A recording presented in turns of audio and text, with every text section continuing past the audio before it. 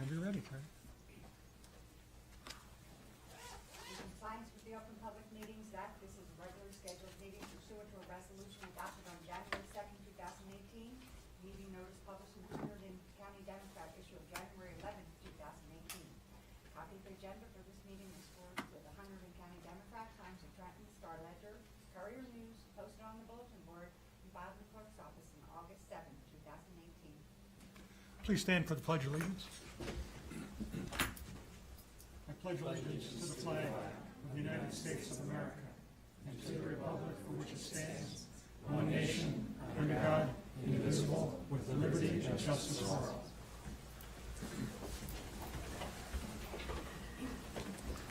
Hey, Tara, is there any agenda items? A couple of items, additional correspondence that was in the sheriff file. The 8/8 Municipal Court Administrator report on dismissed cases, and today I sent you the 8/9 email from Patsy Wong Iverson regarding rain gardens in East Amwell. In your folder tonight, there's a revised copy of the Ringo's Village Advisory Committee ordinance. Under any unfinished business, we're going to add an update on the library, and under new business, add an update on bike rallies through East Amwell Township. Deputy Mayor will discuss that. And Terry, if I could just add two minor items. One is just some observations on the tax bill that was mailed out. And second is a summary of my meeting with the fire commissioners. And just let me know where that would be appropriate. Probably under new business. Okay, that'd be fine, thank you.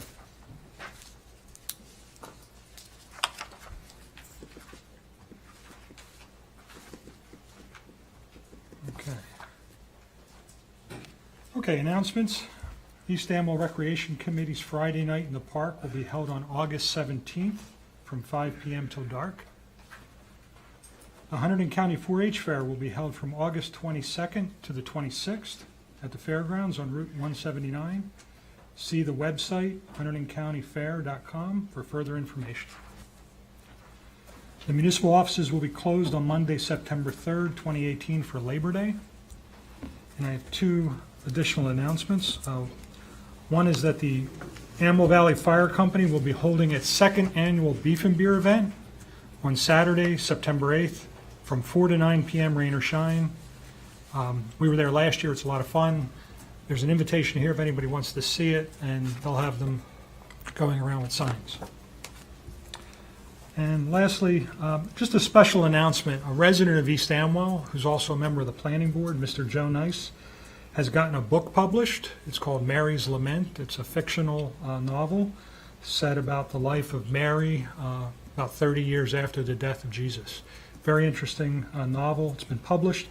Joe is having a book signing at his home at 28 Zion Road on 6:30 on Wednesday, 8:15, if anyone's interested in meeting an author from our town. Okay. Update from the CFO. Just going to pass out the latest printout from the budget. Again, same as last month, I don't have anything that I find problems with yet. I know I'm going to need more money in DCRP before the end of the year, but so far things looking okay. One other thing I did put together, since we did raise the rates for the summer playground, is I just did a little summary of the money that we bring in as opposed to the money that we spend out, going back the last 4 years. Okay. So you can see on that. Okay.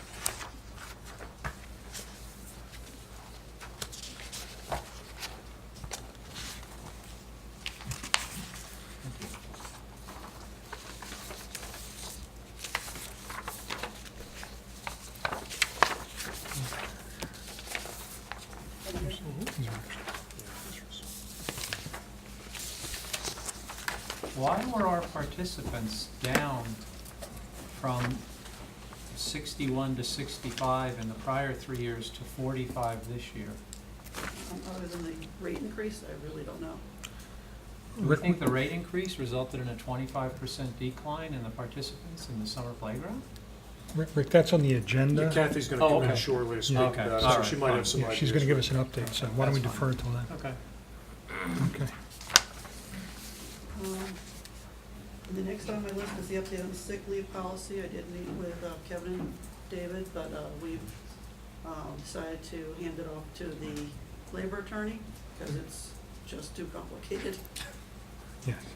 Let me Back to just, him. let me give an update on the labor attorney. So we've engaged Archer and Griner as a labor attorney under our larger agreement. So Dave Capuano is our labor attorney. I'll get his contact information to the two of you. Yeah. And he's agreed to work at the current contracted rate and review it and support, moving forward and completing that task. And he's done this for other clients, so the expectation is that we'll be able to get this done on a cost-effective basis. He's not starting from scratch. Exactly, okay, good. Okay. Next up is a resolution for membership in the National Cooperative Sourcewell. As Nancy had suggested we join this co-op.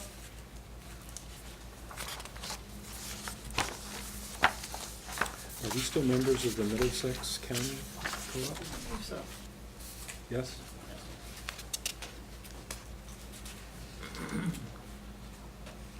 Jason Silverthorne's here if you have any questions about it. What's the difference between this and the Middlesex County Co-op? The Sourcewell, it used to be NJP, PA is national. So it's a bigger pool, so there's a lot better pricing, with lots of savings on, especially on some of the bigger equipment that we may need in the future. One piece of equipment, just between the Middlesex one and the national one, there's a $10,000 savings on the same exact piece of equipment from the same exact dealer. So it's definitely well worth, Hmm. a little extra paperwork to And Nancy's been doing a very good job saving the township money. She reviews just about everything and looks to find it for us at the lowest price. The more we work with her, the more we realize that she was a good catch for East Amwell. Okay. Any further questions? I have a motion to approve this resolution. I'll move the Sourcewell resolution. Second. All in favor? Aye. Any opposed? okay, and I have another resolution to cancel an escrow for Robert Sapisi, the amount of $16.50. I'll move that. Second. All in favor? Aye. Aye. Aye. Any opposed? Okay. Okay. Next up, a special discussion, the presentation by Sharon Ernst regarding East Amwell Township School TerraCycle program.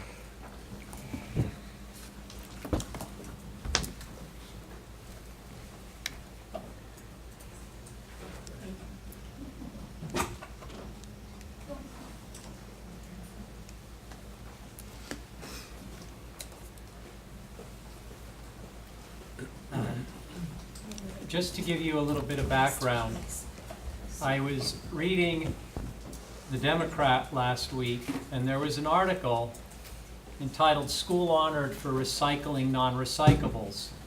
And that article got my attention, particularly when I read the first line of the article, which says, "The East Amwell Township Schools Environmental Club has received the New Jersey Food Council Scholarship Award from the New Jersey Clean Community Council for ongoing commitment to innovative recycling." When I saw that, I reached out to Tim and suggested that we invite the head of the environmental club, Sharon, who's here tonight, and some of the student members to come to the township committee meeting and talk a little bit about what they do, because the article elaborates on it, and the East Amwell Township School webpage elaborates on it. I found it very interesting and thought it would be useful to get a little more information. So Sharon, why don't you Hold on, but take trying to the fit floor. everybody in. That's all right, take your time, that's all right. 1 second. Okay, come on. Thank you. Hi, I apologize for my voice, little allergies going on, but so speaking to that, we did win $1,000 from the New Jersey Food Council, which was a surprise. I had entered our whole school in for the Clean Communities Award, which I just had thought was just going to be a plaque that said, oh, you know, you did a great job, and that's what I was looking for, to be honest, for our school. And I got a phone call that said, are you coming to the awards dinner, which was for the adult evening part of it? And I said, well, no, because we were going to the kids event. And they said, well, you probably should come to that because you're getting an award. And I said, we are? And she said, yeah, it's a big one too. It's $1,000 from the Food Council. And I said, oh my goodness, like, that's awesome. Like, I was very honored. And our fifth graders, which we have some here and right here, we were able to go with the entire fifth grade to the Hunterdon County 4-H Fairgrounds for the Clean Communities event day. And a bunch of schools from all of New Jersey came there. We have shirts that we all wore to that, and they presented our school with a huge $1,000, check, and we brought that back to the school building, which they are going to be putting up for us in the building as well. And then they sent us in the mail the real one that we could actually use. And the woman from the Food Council talked with me and said the reason why she gave that to our school and they awarded it to us was because of all of the things that the students are doing in the school building. So it's not that we're just, planting milkweed for monarchs, which we do, but we also have compost bins where we take materials from around the school, like apples or grass clippings or coffee grounds, eggshells, and we're mixing that into our school. We're using the soil for that. And we also do our TerraCycle, which people don't know. This is just from my house. This is my collection from the last week or so. And we collect different items throughout the school building, and they all could tell you every single classroom has a bin, and even in the cafeteria. And then if you're lucky enough to have my homeroom, which some of them did, we sort it all for the township, for the East Amwell community, for our school community, and the company TerraCycle then funds our school additional monies, and with those we purchase plants that are native. We purchase bird feeders, bird houses, bird seed, gloves for the students to go outside, pitchforks or spades or like little rakes or anything that we need for the garden, soil, mulch, that kind of thing. And so everybody sitting here that's been either in fifth grade or in my club has had their hand out in the garden and been able to collect or see caterpillars or collect them from the outside. And there are a few here that I know will be in our club in the future. And that's really what we do. And when TerraCycle takes these products, they make, a book bag, or if Emma could hold up, flip that for them. They make pencil containers that the kids have had to see, and they all really help out. So the woman that presented it to us was very impressed that our school of maybe only 400 students is able to be the top, and we are the top collector of all of this for the state of New Jersey. We get recognized a lot from their company as like maybe that month we're the top collector of beauty products, or maybe of chip bags a different month. We get little awards all the time, but the $1,000 award was really nice to achieve. Additionally, in 2011, we did win $50,000 as a top prize. So our school is on the map. If you ever Google or search East Amwell, there are a lot of YouTube videos that have our school and our students from the community mentioned in there, and we're out there. And I just think it's great that we have representatives tonight, and that we're able to give something back into the community. And at the municipal building, they collect for us, so we get a lot to sort through. I mean, we've made a lot of money from this, but in something that's great, this has not gone to a landfill. It's being used again for something else, and I think that's something that they'll need to have in their lifetime, so that's what it's about. I don't know, that's what That's we love. terrific. So- Good. With the ki-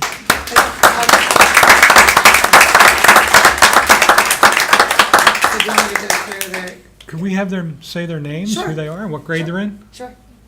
My name is David Fulper. I'm in 5th grade. My name is Olivia Ostrander. I'm in 5th grade. My name is Jenna Castellano, and I'm going into the 8th grade. My name is Stanley. I'm in 5th grade. My name is Emma, and I'm in 5th grade.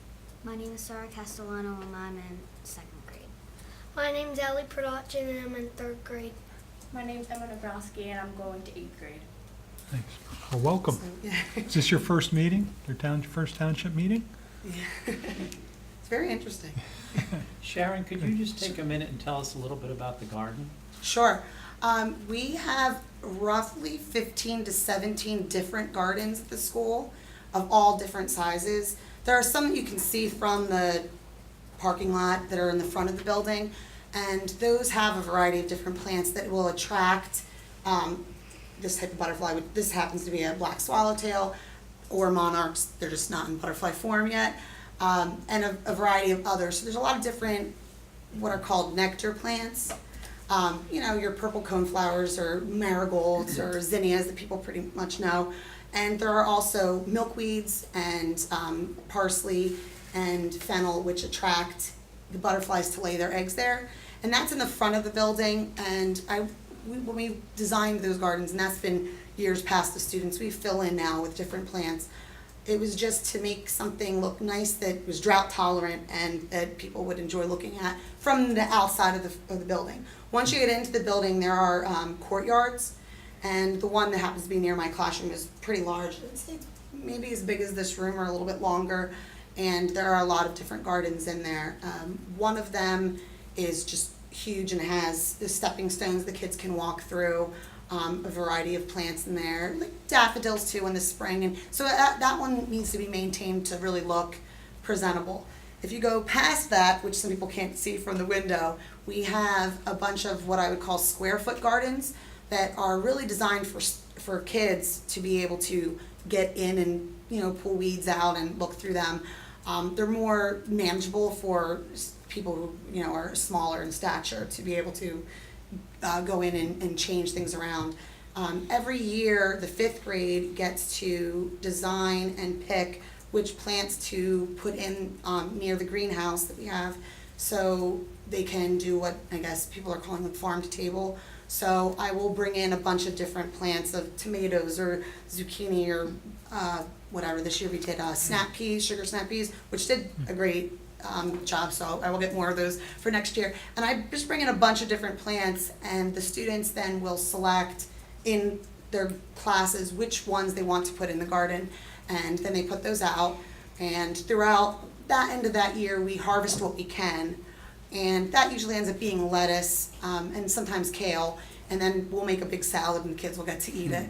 And then right now during the summer months, another teacher that I work with, Cheryl Runk, she has a summer program that she runs, and those students, I'm glad that they're there because they're able to take care of those gardens, and then they'll harvest the cucumbers, sometimes pickling them, or the tomatoes, which we'll still have when we come back to school. So my next year's 5th grade class and the other students can, whatever harvest we have, I could give those to the school cafeteria, and they've put them out for me in the past. So that's been really amazing. I say in the, we have 1, 2, 3, 4, about 5 or 6 farm to table type gardens that they're getting really into. Strawberries were fantastic this year. We had so many. You could have, I was bringing them in. I'm like, okay, make sure we have enough. You could have 2 today, you could have 2 tomorrow. We were passing them around, and next year we'll even have more of those. So it's been great. And the article said the money that you get from the TerraCycling goes towards these gardens, is that Yes. correct? Yes. So any monies that we get, like from TerraCycle or from that award, so we still have that $1,000 that within the next year, when I use that, I will take pictures and different things of how we've used that, and then I have to send that in to the council so they can, post it on their website and see how the money was used. I'm right off the top of my head, I know I'm going to do more with, sugar snap peas. I'm thinking I wanted more updated some of the gardens that we have, and I definitely want to add more compost bins because I think that is important. We can make our own soil. We wouldn't have to then purchase it all the time. And do you do fundraisers for the environmental club to help? We really don't have to. Our fundraiser would be Oh, great. through Right. everything that we collect. We make money from trash. I mean, in the $50,000 prize was great. In addition to that, we've probably made somewhere between $13,000 and $15,000 over the course of 10 years from trash. And then all of those things, the $50,000 prize, that was a little bit different. We had to spread that between the whole school. I couldn't keep it all for just the environment. So that we used that to, with the PTO, we got the bleachers updated.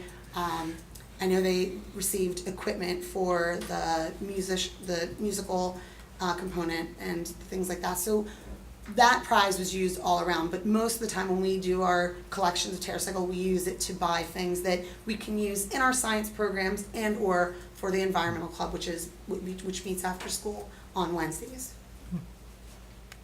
I was Sorry, that's a very- lot of information. I was very impressed when I read the article. I'm even more impressed having heard the presentation. I mean, I think it's great that you're getting people at a young age to be involved with environmental issues, recycling. I think it's great. Thank you. And I hope they think it's great too, because it's that they should learn to do. They have to. I mean, that's what their life is going to all be about. I think, like, how can we use what we have to reuse it, because there's not that much space for certain things. Well, the Township Committee would like to officially acknowledge your contribution, so I'd like to just take a moment and propose a resolution for the Township Committee. This is a resolution honoring the East Amwell Township Schools Environmental Club. Whereas the East Amwell Township School has an environmental club which focuses on protecting the environment and promoting environmental sensitivity. And whereas Sharon Ernst, a teacher at the East Amwell Township School, is in charge of the environmental club. And whereas the environmental club participates in TerraCycle, a program that recycles traditionally non-recyclable items, such as chip bags, drink pouches, tooth care products, certain electronic products, ink cartridges, and beauty and body care products. And whereas the Environmental Club recently received the New Jersey Food Council Scholarship Award from the New Jersey Clean Communities Council for the club's ongoing commitment to innovative recycling. And whereas the Environmental Club uses the fund it raises to maintain the school's garden, which is comprised of flowers, plants, and crops, as well as birdhouses and feeders. And whereas the Environmental Club, Sharon Ernst, and the parents and other teachers who assist and support the Environmental Club perform the admirable task of working toward protecting the environment and serve as a model for the students of the school and the residents of East Amwell Township regarding environmental sensitivity. Now therefore be it resolved by the Township Committee of East Amwell Township that they hereby acknowledge, applaud, and appreciate the efforts by the student members of the East Amwell Township School Environmental Club, by Sharon Ernst, and by the parents and other teachers who assist and support the club toward protecting the environment and promoting environmental sensitivity. And be it further resolved that the Township Committee wishes the Environmental Club continued success in its endeavors to protect the environment and promote environmental sensitivity. By order of the Township Committee, can I have a motion to approve this resolution? I will happily and gratefully move such motion. Seconded? I'll second. All those in favor? Aye. Aye. Thank you.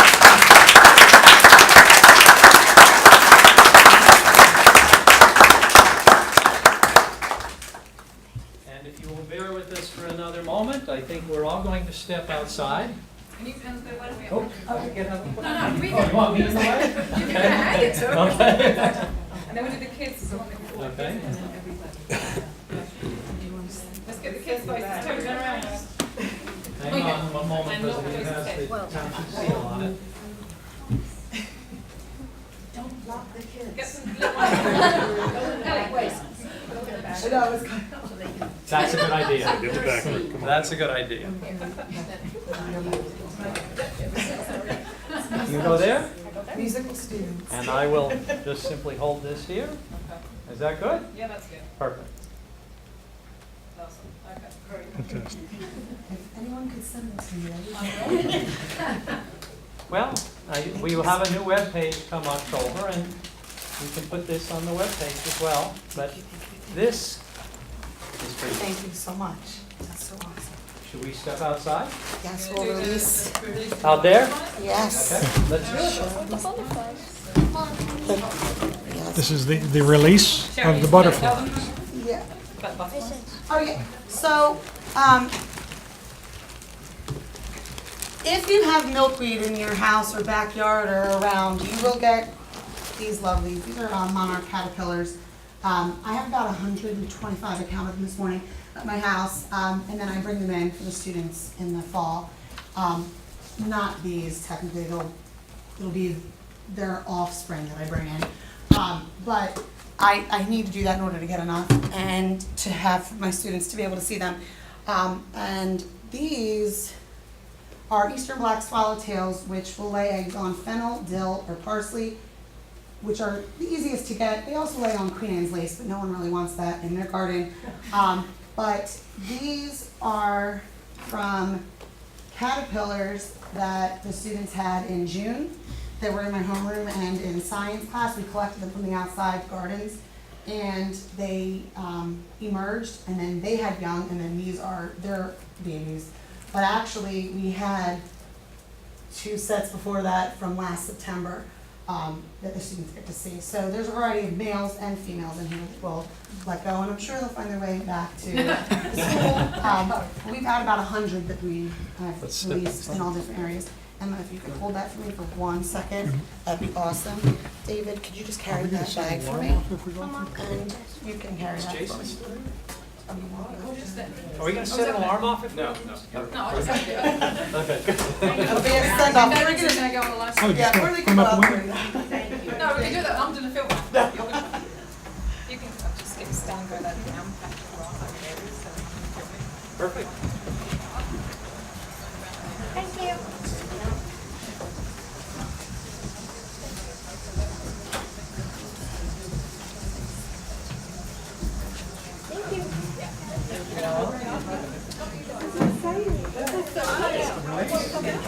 We're getting everybody who wants to come out to come on out and see the butterflies.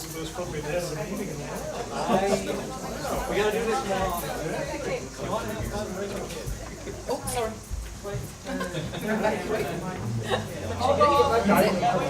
You make sure the camera's in the Well, that's true. You get the other side. You can get two guys. I'm here. Okay, so you have to be, okay, perfect. Don't go any further that way, because I've got to catch you right there. Yep.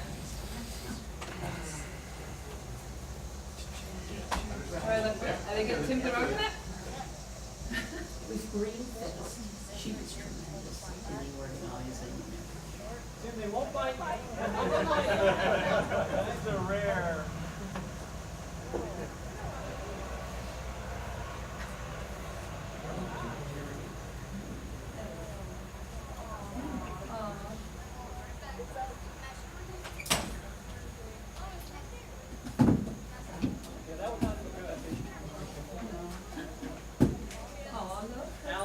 Yeah, that's so good. There we go.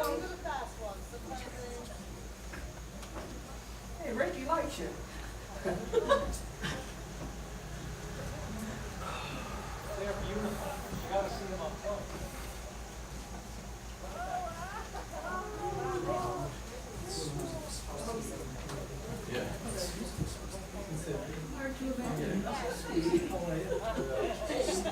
Sorry, turn this way.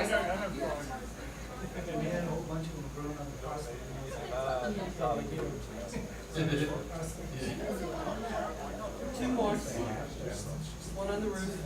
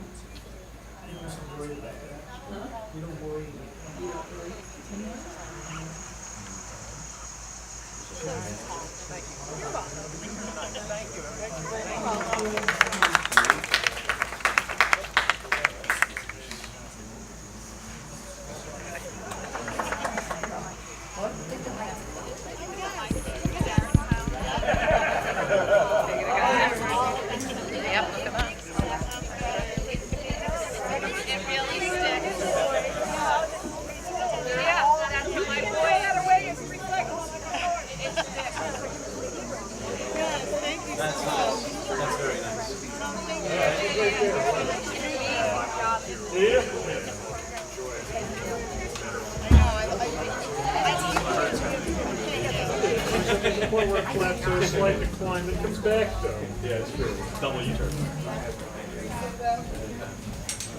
Thanks, Chef. Thank you.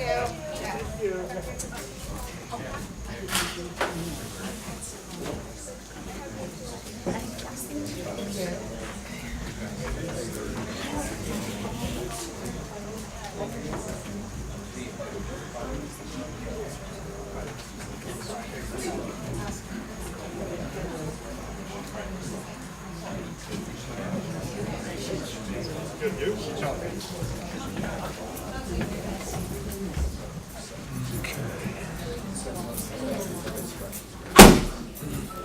Okay.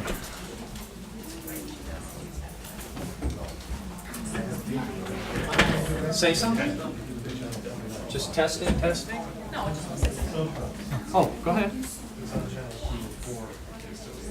Can I just say that Sharon puts tremendous amounts of her own time and effort into these programs. Outside of school hours, loads of time outside of school hours and all, and she's very passionate about everything she does. As you hear, she keeps a tremendous amounts of butterflies in her own home. And so, you know, she really is passionate about everything. And these kids, you know, people talk to her years and years and years later that their kids remember going through this program with her. So it's absolutely fantastic what she does at school. So she really needs to be commended for that. Great.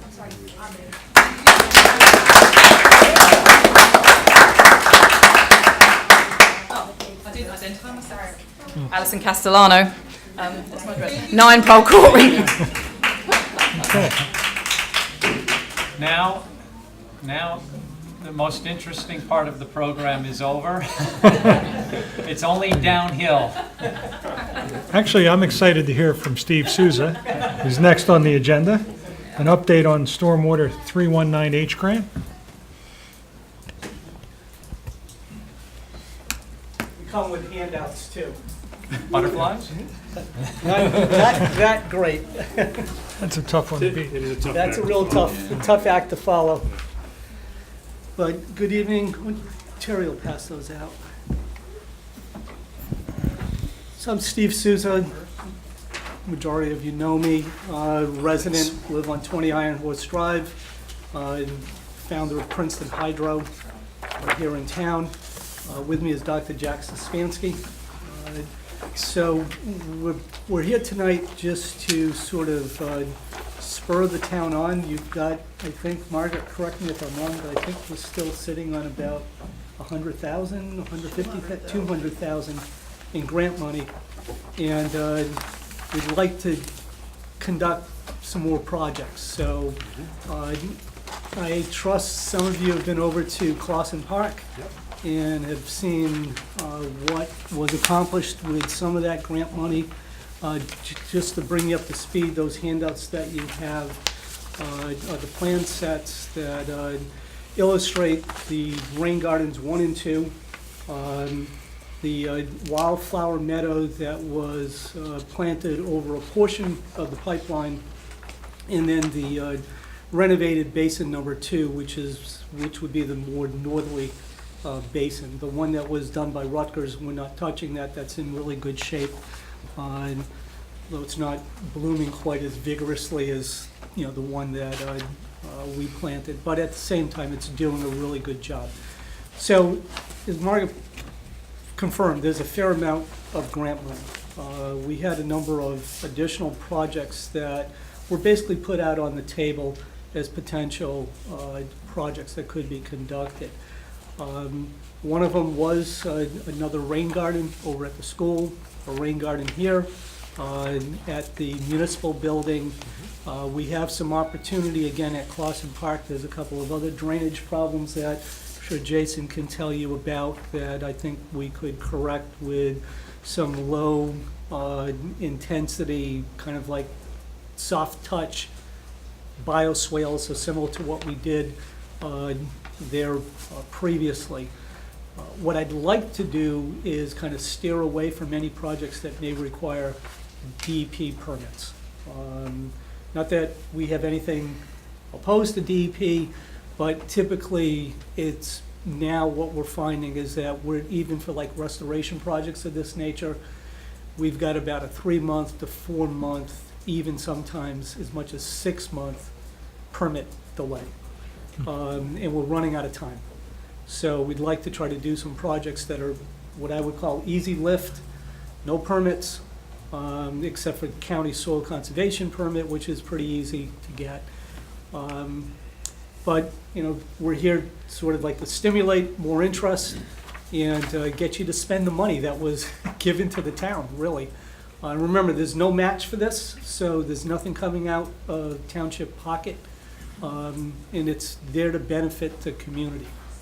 So we do have some limitations, though, what we can do. I mean, we can't do anything that helps satisfy the township's MS4 permit requirements, or anything that would require, that would be more like flood control, although we're sort of doing flood management, but if it's a flat-out flood control project, changing, like, say, culverts and inlets and things like that, we got to be a little bit careful with how those types of projects are approached.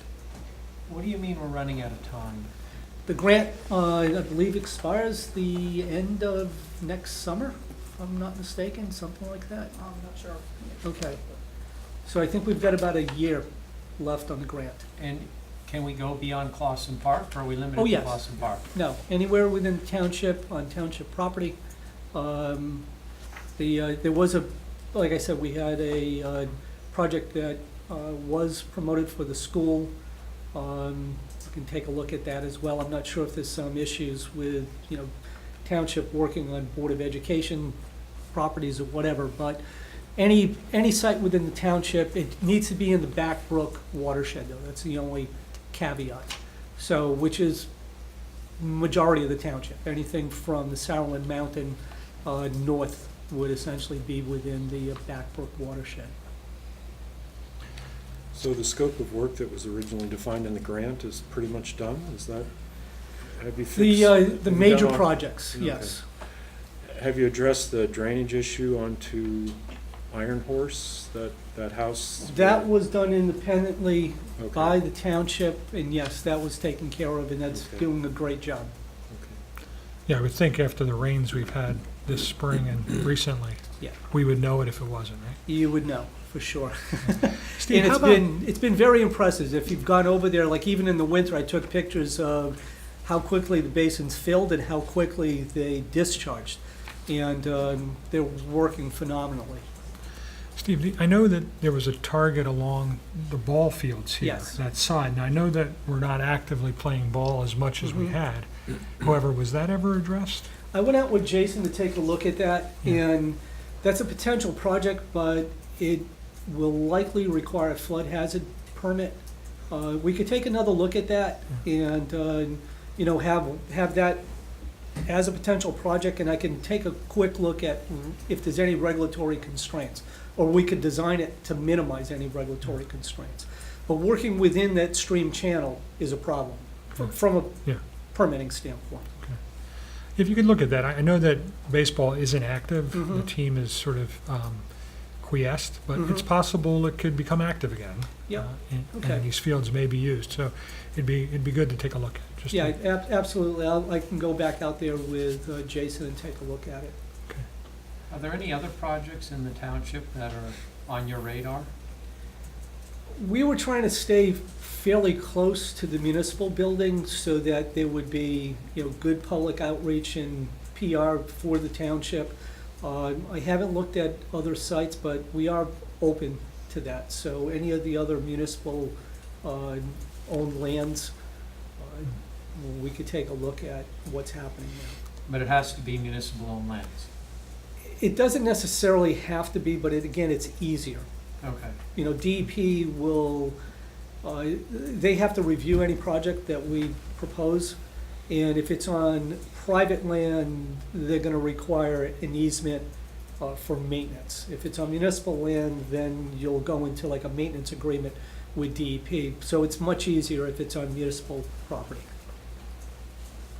Is there anything that could be done with the drainage area in front of the building between the parking lot and 202? We have to take, I'll be quite honest with you, I haven't looked at that for a while. I'm a little bit concerned about the DOT right-of-way, and that's another hangup, because DOT, you'll be in limbo. I went through that with West Amwell, unfortunately, we had to scrap a project.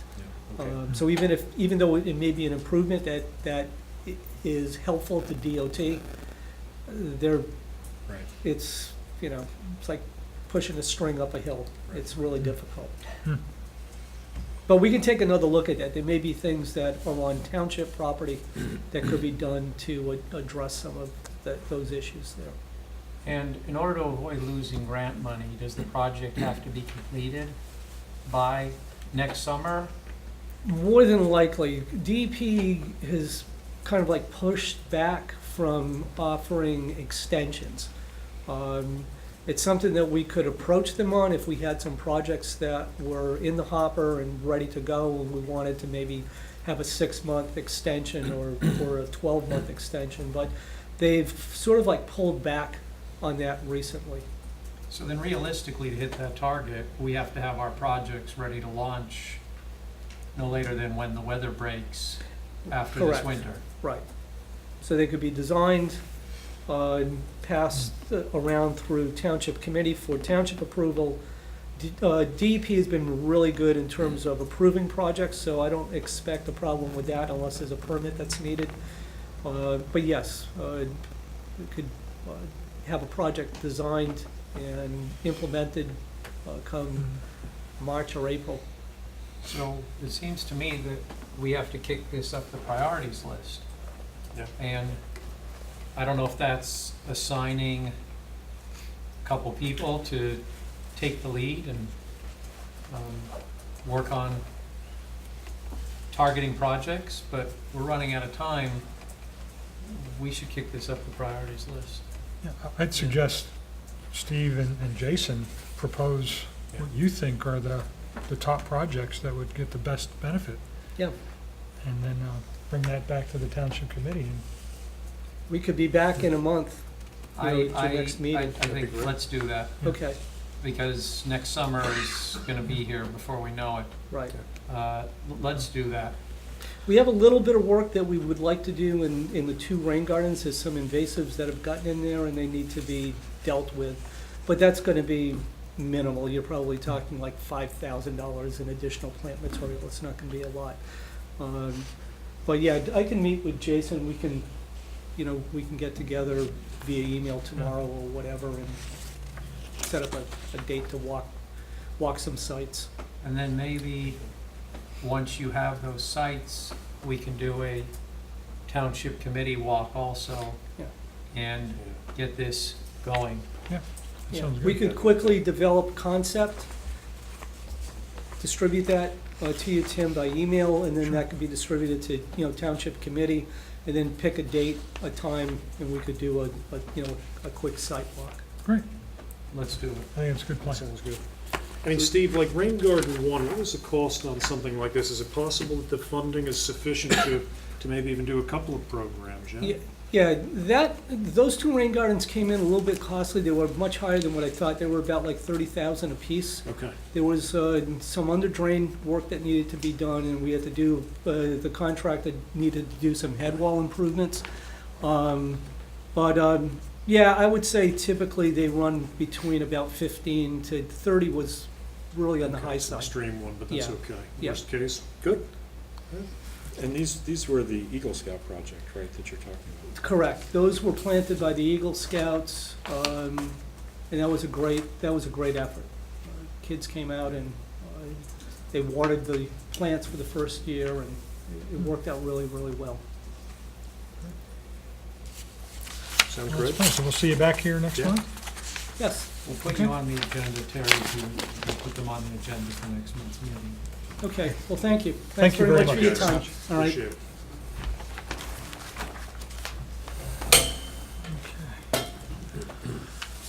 Okay, next up is a discussion of with the township engineer, William Burr, and DPW Superintendent Jason Silverthorne on roads.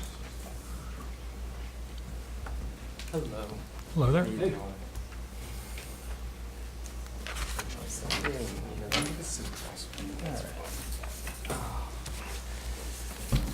Thanks for having us. I'm William Burr from Mazer Consulting. I'm your municipal engineer. I was asked to come in tonight and talk about some roads and some improvements that we've been making and we have planned, and also I think discuss the memorandum that I submitted about a month ago on some chip seal candidates in town. So I don't know if you guys, do you have particular questions? Do you? Why don't we start with just a quick update on some projects that are either completed or underway, and then we'll move into the proposed projects. So I think the current project, and Jay's been pretty involved with both of them, is the Linvale Road improvements. That was drainage improvements and resurfacing, repaving of the road. Yeah. That project right now is essentially 99% done, I would say. The paving was finished yesterday. There's a few minor punch list items, clean up along the edge of pavement that need to be addressed by the contractor, but that project is nearly finished. Part of that project was also paving 3 sections of Lindbergh Road. That was done several weeks ago, and that project is done as well. Okay. So we're in pretty good shape on those fronts. So the one question I raised with you, Bill, and I think Jason, on Linvale was raised to me by several residents, is just the selection of those stones around each drain and just how that came to be. You know, it's a good question, and I'm a little bit at a disadvantage only because that project was designed by your previous township engineer. We implemented, took the project through the bidding process, and now we oversaw the construction. I suspect that Dennis put those, and you're talking about the curb blocks on either side of the inlets. I think he put them in because parts of the road have an embankment, and perhaps he thought that the curving transitions for the inlets would help to retain a little of the soil. I'm not sure without talking to him if it's just a standard that his office uses. I don't know that I would have chosen that, but Yeah, Be I that think as it's it the only may. place in town that I've seen Yeah. where we've done it. Lindbergh has that. And Lindbergh has it? Yeah, on the hill, on those drainage inlets. Okay. And stuff there. And has that been a problem, Jason, on the plowing on Well, Lindbergh? yeah, you don't want to hit the end of that curve, or Yeah. that'll wake you up in Okay, the so- middle of the night. We have markers, we always make sure before we plow the markers, and I've ordered markers for those inlets. They should be here in a couple of weeks. You just gotta remember they're there and just, ease off the edge a little bit. And then we go back, if need be, with a machine and clean the inlets off when we start to get melt, so they drain. Okay. one of the things we tried to do in working with Jason on Linvale was move the inlets back and the curbing about a foot further than they were originally designed, just to give a little bit more space for two-way traffic and for the snow plows. So hopefully that helps. Yeah, there's one spot at the turn, it's pretty wide, right there. Yeah, At the one yeah. turn, yeah. Yeah. Widened up a lot. So, Any questions on the current projects? No. Okay, so the topic was we asked you to kind of make a recommendation as to chip sealing, if there were candidates, and I know you sent us a memo on that, and I think we all looked at it. yeah, I discussed it with Jason. We I think we drove some roads probably 2 months ago. I took a second look independently. This certainly isn't a comprehensive list. I'm sure there's other viable candidates out there. And these all vary in degree of, I guess, necessity, based on, how much prep work the road may need. But these we felt were viable candidates, maybe not to do all at the same time, but we felt that these were good candidates. Snydertown Road, Zion, for differing reasons. Woodsville, Boss Road, Backbrook, and Dutch Lane were the ones that we put out there. Associated with that, I gave you guys some estimated construction costs, and it's just based on what we found to be about $2 a square yard to do the chip seal process. So based on the size of these roads, I listed in the memo the approximate construction cost, just to give, an order of magnitude. Again, some of the roads are, like Zion was only done a few years ago.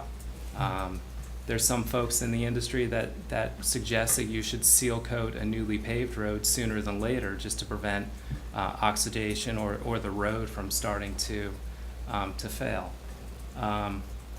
It's kind of hard in my mind to justify that when you have other roads that are in much worse shape that probably need that seal coat much more. So that's why you'll see, roads here in different phases. Snydertown, I think, is a really good candidate because I think you're right on the verge there of losing that road.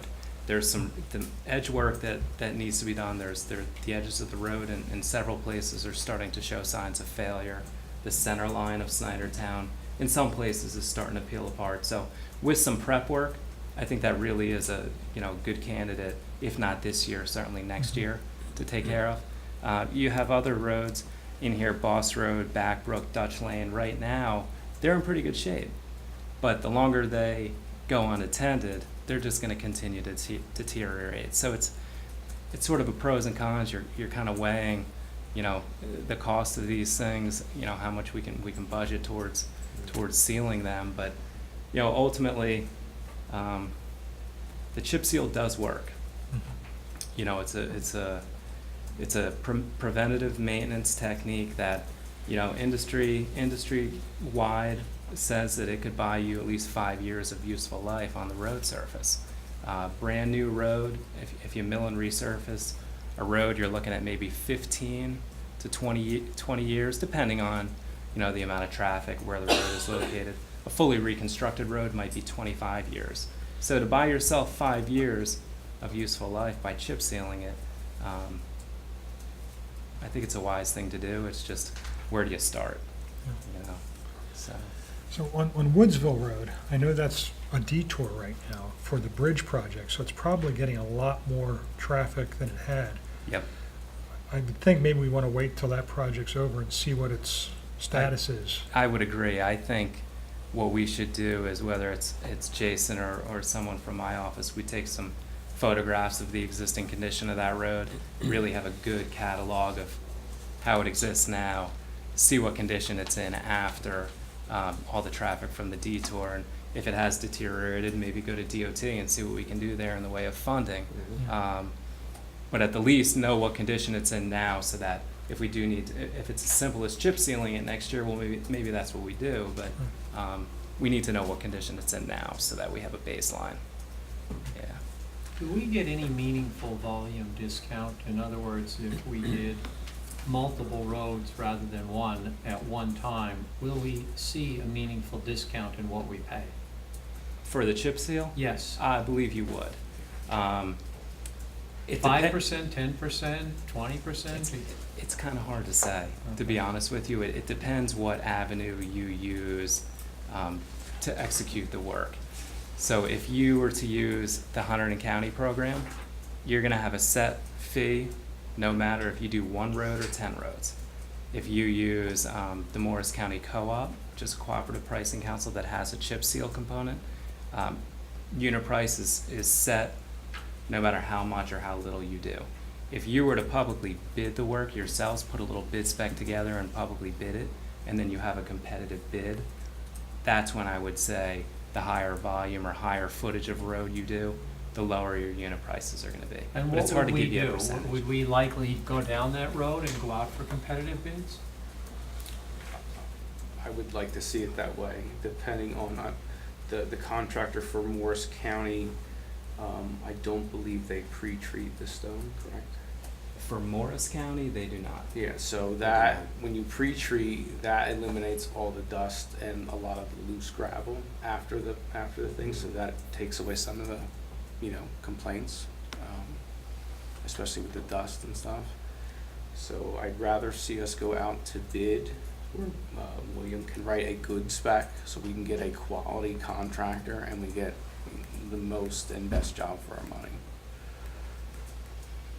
So one of the things that concerns me about the Hunterdon County bid is the unit price that was offered. I think the contractor or the subcontractor doing the chip seal work is, I think, around $2.42 a square yard, which in my mind is kind of high. Yeah, because I think you could get a better unit price if you did put a bid spec together, put it out to bid. I would expect to see something in the order of $2, maybe even a touch under. It's hard to predict. I talked to one contractor, they're around $1.85 a square yard, and this was a few months ago, so oil, up and down to the market, so that'll move a little bit, but I was surprised when he told me that. And that's a contractor that you would entertain using if they came in with the low bids? Yes, It's quality work? yes. There's 20 to 30% right there. I know, that's, Yeah. There's no guarantees, of course, Yeah, with yeah, the public because bid, but it's on the market, the oil's on the market, and depending on the volume we do. And Is there also a time of year where they're slow, so they give us a better deal to do the work at that time versus? well, they're slamming right now. Yeah. They're very busy spring right and now. spring and fall is when you want to do it, because you don't want to do it in the high temperatures.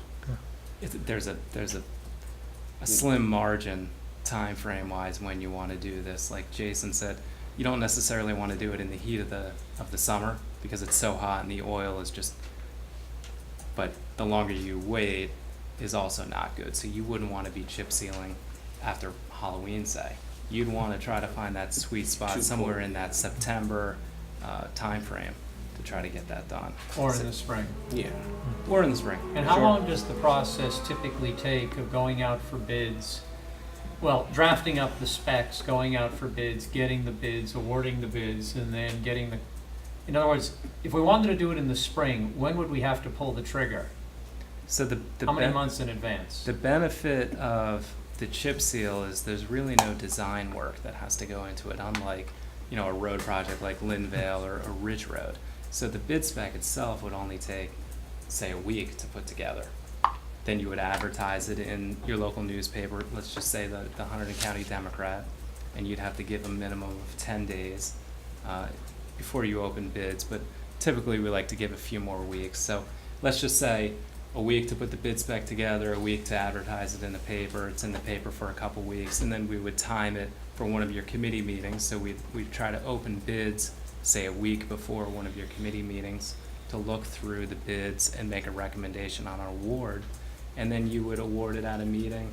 We would prepare the contracts, send that out. That would take a few weeks. And then you would just try to work with the contractor to get the work scheduled. So in all honesty, from beginning to end, depending on how hard we were pushing schedule-wise, you're probably looking at 2 months. We could probably do it in as little as a month But if everything fell into place. the work that needs to be done on these roads before they could be chip sealed Yeah. would be done by Jason. Yeah, and So we have to factor in your lead time also. Depending wanna on the road. fix a Sure. road this year to chip seal the following year. You want to be ahead. So there are some roads on that list that don't need repair. The reason why Snydertown and Woodsville are on there is because they were paved in 2007. So we're 11 years on just an overlay, and so we spent a lot of money on them, invested a lot of time and money. We don't want to lose them and have to start all over again. Well, how much work, well, we don't know Woodsville yet or Woodville because we're waiting to see how that emerges. Snydertown, I but- could probably get done before the weather turns, and then so it would be ready for spring. I mean, weather factors, emergencies pop up, but I really think what William and I looked at when we were out there, we could probably have that done and ready for a spring seal. And when do we have to start writing checks? Do you, when you award the bid, have to put down a deposit? No. So we don't write checks until the work is done? Completed or partially done, depending on Okay. how much So work is done. But we don't typically with chip necessarily have seal, to it's have the just money in at the the end. budget for You have this to have year. a funding source to to do award it. the bid, because they have to do certificate of Right. availability of funds. So you actually have to have a funding source ready to go. To award, Yes. award the bid. Okay. But you don't have to write a check to a contractor until the work is done. And our funding Partially. source right now, Margaret, is the 100,000 approximately that we have in the budget for capital. It's 50, because you used half of that for the Ridge Road project, for the salt. So that's all, we can't really award bids then until next year's budget, is that what you're saying? Well, depends. I mean, we have a little bit of money banked in capital improvement and capital surplus, so we could pass another ordinance. It's not a lot of money. I mean, how much money are you looking for? Well, I mean, we're looking at about, what, 25,000 a mile for the width of our roads, so, I mean, that just kind of, Well, Snydertown is 40. I figured about 40 if you assume For $2 a Snydertown. square yard. yeah. Then you And have then- enough money right now already ready to go. Yeah, for to do a Snydertown. 2-mile road, yeah, we have enough money for that, yes. So we could, in theory, do Snydertown, but we can't commit to a bigger project until next year's budget. Right. So, I mean, you might want to set up, if you want to do Snydertown in the spring and do another one in the fall, or push everything to the fall, I mean, and have a bigger pot to pull from. Well, look, I'm a big fan of volume discounts, because sometimes that can add up to significant dollars. Right. So I was trying to figure out if we decide we want to do 3 roads and we can get a volume discount, it would be nice to put all 3 in the queue at once. Now, can you also bid it so that you say to the contractor, look, we can only technically award 1 road this year, but next year's budget, assuming we get the funding source, we'll award the other 2 and get the discount? I mean, we'd have to check on that, that doesn't. Otherwise, I'm it's not a sure fall that thing, you're gonna do it that. winds up being a fall thing, I think, because our budget, No, we Right, because could, you're June before you do capital and stuff. Right. Yeah. it would have to be a fall thing. I mean, If the we're good looking- thing about the capital ordinance is it's not gonna go away, it doesn't just disappear at the end of the year, it can carry, so, Right. you know, we can get a bigger pot going and then go out to bid for, 2, 3, whatever. Look, I think the decision is gonna depend on whether we can get a meaningful volume discount, but if we get a meaningful volume discount, I would think that we'd wanna bundle the roads if we wanna do more than 1 road. Yeah, I agree. But we have to make a fundamental decision. I mean, do we wanna chip seal these roads, or do we wanna let them go? Then if we let them go, we just have to recognize that letting them go really means letting them go. Because if we let them go, we're not gonna have money in the budget to repave these roads. The only way we're gonna repave them is if we get a grant. So if we let them go, we're making the decision that we're letting them go unless we get grants. Because we're not gonna be able to pay the cost to repave these. It's just crazy what it costs to repave them. So we have to make a fundamental decision. Do we wanna chip seal these things and get the extra 5 years or so out of them? Or do we wanna not chip seal them, let them go, recognizing that once we let them go, we let them go? And we're just gonna hold them together with Band-Aids unless and until we can get a grant.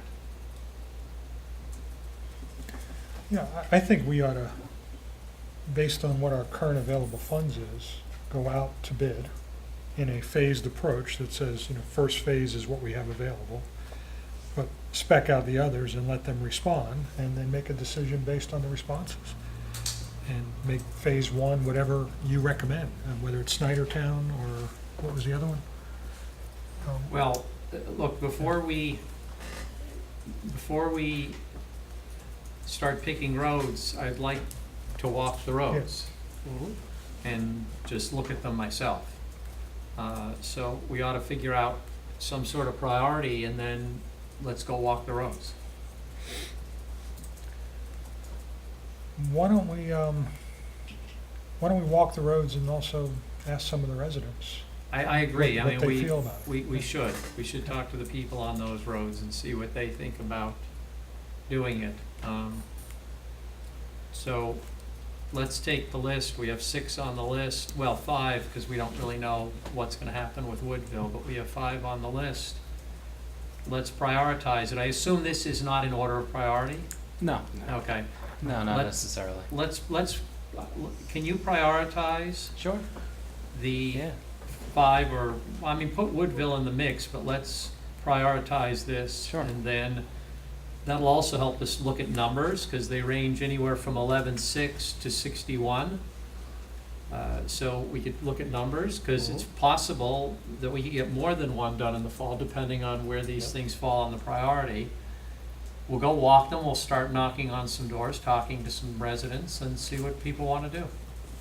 And then if it's a go, maybe we can do some of this in the spring, maybe we can do the rest of it in the fall.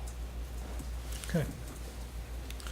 Is there a reason you didn't include Rainbow Hill Road since you did all that work a couple of years ago? Just because I was looking at the $50,000 limit we had, that road's longer, because you're gonna wanna do Lindbergh now that we finally got it all paved from end to end, there's some work to be done down there where the Peacock General Store used to be, but we finally got good pavement up through there. That's a longer road, that's gonna be more like a $75,000 road, So We can look at it though. we can look at it, and put numbers together, but I just knew there was that $50,000, Let's cap assume there. we're not constrained by the $50,000 cap. Let's figure out which roads need it the soonest, whether they're $11,000 roads or 75, and then we'll figure out, monetarily how we're gonna deal with this. But let's look at the inventory. Yeah, because then you can go and Prioritize. look at all the roads and Yeah, go let's, from there. Okay. let's prioritize, recognizing we're not gonna be able to do all of them at once, so let's prioritize which ones need it the earliest. And let's go from there. And I'd like to add, Jason, if you could add to that analysis, not only the priority, but how much work your team will have to do to prepare each road. Right, and like those roads are on there, we've gotten grants for, so there's a lot of township money invested in those, so trying to protect that investment, some of the roads we haven't done things to in a long time. Not that that makes them any less important, Right. but you're trying to save, the hundreds of thousands we've spent sooner than later. Look, my guess is you're gonna get a lot of pushback from the people who live along the roads, because they don't like the chip seal. They're not gonna like the chip seal. They're not gonna like dealing with the chip seal for a while till the stones go away. It's 2 weeks. And I don't know what to do about that. I really don't. I mean, it's a hard decision, because on the one hand, I'm not thrilled with chip seal either, but on the other hand, if we don't do something, then we're just saying we're letting these roads go until we get a grant, because we're not gonna be able to tear them up and redo them. And So, like we were talking, you can't get grants for all these roads. no, because some of they're these just roads you'll not never gonna- get a grant not for, gonna because, qualify. right, they're never gonna qualify. Well, that is the biggest negative or complaint that we hear about chip seal, right? It's the dust, it's the loose stones getting kicked into our front yards. It's the fact that the road no longer is smooth, although admittedly it may not be smooth to start with. But those are the biggest complaints. One thing that we have done in some other communities to try to overcome that is, and it costs a little bit more money, but it's called a cape seal, which is you put down the layer of chip seal, and then you sweep the loose stones off after a week that it's been down, and then you come back with one more layer of a slurry seal, or what's called a microsurfacing. And that product then leaves a much smoother finish, no more dust, no more loose stones, but it doubles the price. So instead of being $2 a square yard, maybe you're at $4 or $5 a square yard. But Does a lot it of improve towns, the longevity at all? it does. Sure, it's an added layer. It helps to seal more of the cracks, and it provides a much smoother finished surface. Does double the price, but it's still, even at $5 a square yard versus having to mill and resurface a road that might be $15 or $20 a square yard, it's still money saved. A lot of towns are doing that in sort of the residential neighborhoods, the subdivisions, the curved roads where they don't want to have, the loose stone. They do that cape seal, and it's worked well. It's called CAPE? Cape. seal, Yep. And Yeah. if the chip seal gives you 5 years, what is this Cape seal? Add a year, 2, 5? I don't know. I don't know if Rutgers or anyone I think it else still is. says 5 to 6. I'd have to go through my books from when I was If down there. I'm only getting another It's a year out of non-starter it, it's, thing. yeah, because it's double the cost for another year, it's, I can I can certainly look into that. Yeah, I and let you have guys know. literature, I think I forwarded you some of that. It's Yeah. gotta be in one of those classes I took through the Transportation Institute. Well, I still have the one you sent me. Yeah, I It's have like some it. other I ones. have that one. So it should be in there. It should, Okay, it'll I have that list slide Cape deck. I can Seal look into versus, I can look into it too. Okay, that would be Yeah. useful to Sure. know. But if they pre-treat the stones, I assume that helps significantly on the dust. That gets rid of the dust, and then Okay. we want to sweep a week to 2 weeks out, and then the loose stone is gone. And who sweeps? Is that something where we rent the machine and sweep, or do we bring We in a either call in contractor? our own contractor. I have a sweeping company we use that's really good, or you write it in the bid spec. and Okay. then I would the typically contractor- write it in and Yeah. make the contractor responsible. Yeah. Okay. That, come back within so many weeks and sweep. And does that add significantly to the cost, the sweeping? Not really. I don't- It depends who you get, really. I don't think so, because the big three companies that do this chip seal work all expect to be responsible for the chip sealing. Okay. So frankly, if we didn't have the sweeping in there, they may not even pick up on it, to be honest with you. I don't know that it would be. Or they would just Any propose it savings. in their standard response. Right. Okay. So why don't we take this course of action? You guys put together your prioritized list with a DPW impact statement, for lack of a better term, that just lets us know your lead time, Jason, to prep these roads? Right, and just also realize there are some roads that are beyond chip seal. Oh, We yeah. do have, Oh. Oh, there are a bunch of roads that are Right. Yeah, Yeah. we're only Yeah. talking about Yeah. this list right Yeah, now. right. Yeah, there's a lot of other Yeah. options. And then Margaret, if you could kind of connect and just let us know for the next meeting what the available funding would be to take this on, and then in the interim, we'll walk the roads, Yeah. take a look at these and talk to some residents and get some Do we feedback. have any other DOT grant proposals coming down, after we finish Ridge? Well, we'll submit for another one for, Yeah. So, yeah, DOT just announced their fiscal year 2019 municipal aid program. Because that's something else I have to keep in consideration, because when you get the grant, we still have to come up with $50,000, $75,000, $100,000 to tack onto that to do the job, to finish up the job. So that's But- something else I want to think about, make sure we have. But do we have a road in the pipeline for a grant application this year? I think we were loosely talking about Linvale, so where they stopped paving coming towards,